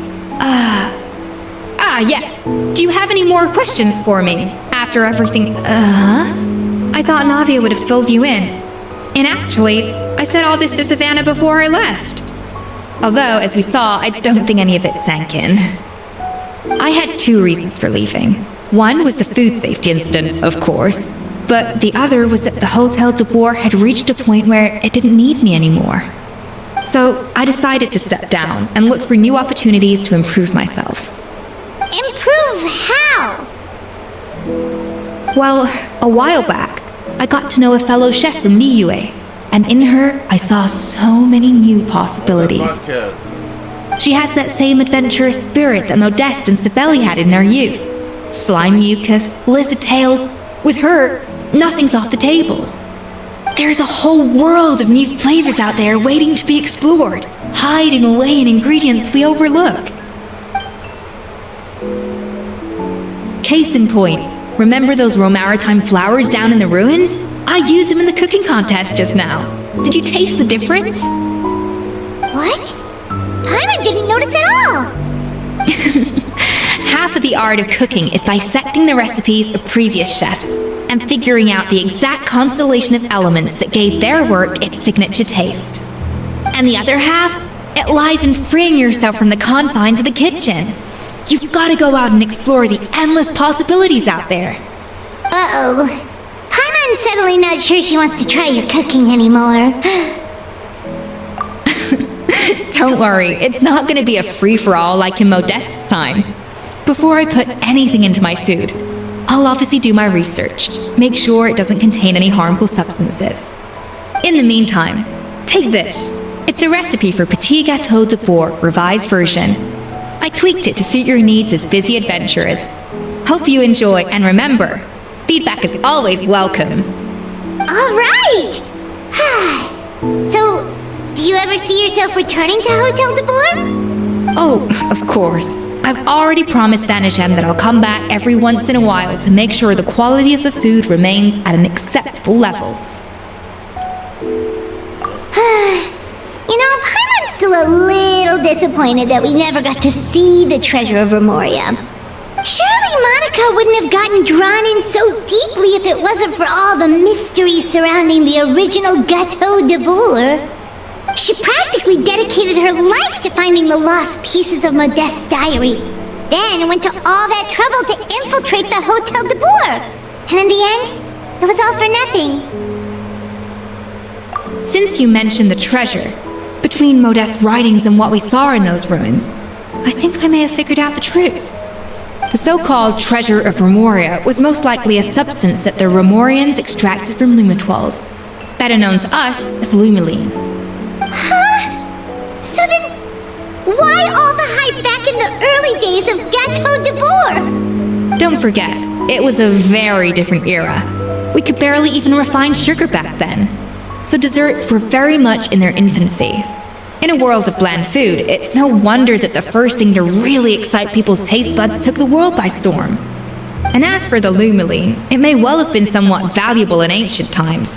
But these days, it's just another drug from the Fontaine Research Institute. Even if Savelli hadn't destroyed it all, I doubt it would be worth that much these days. So after all that, there was nothing in those ruins but worthless junk. Feels strange to say it, but Paimon almost feels sorry for Monica. She sacrificed it all only to get nothing in return.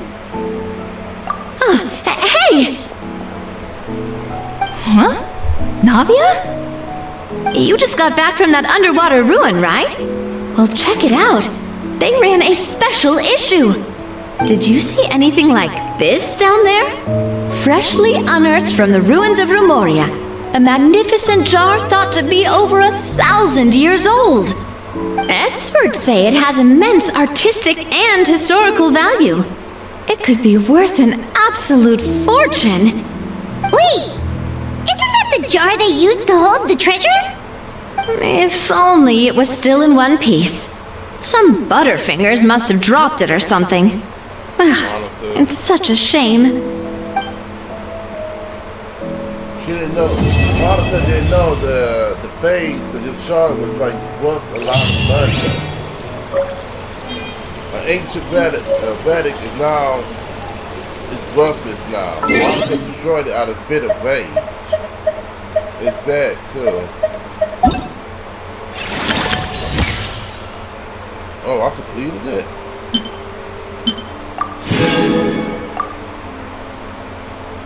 Alright, let's see.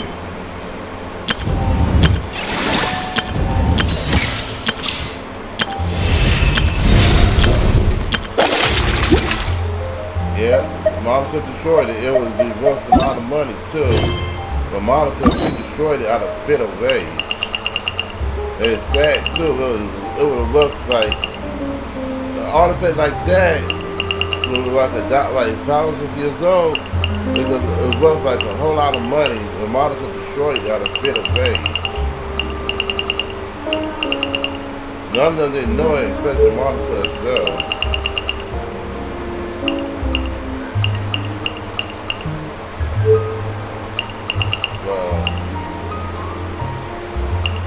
I think that's it for today. Yep, that's it. So I think did the side quest and the main. I did the story quest and the main quest.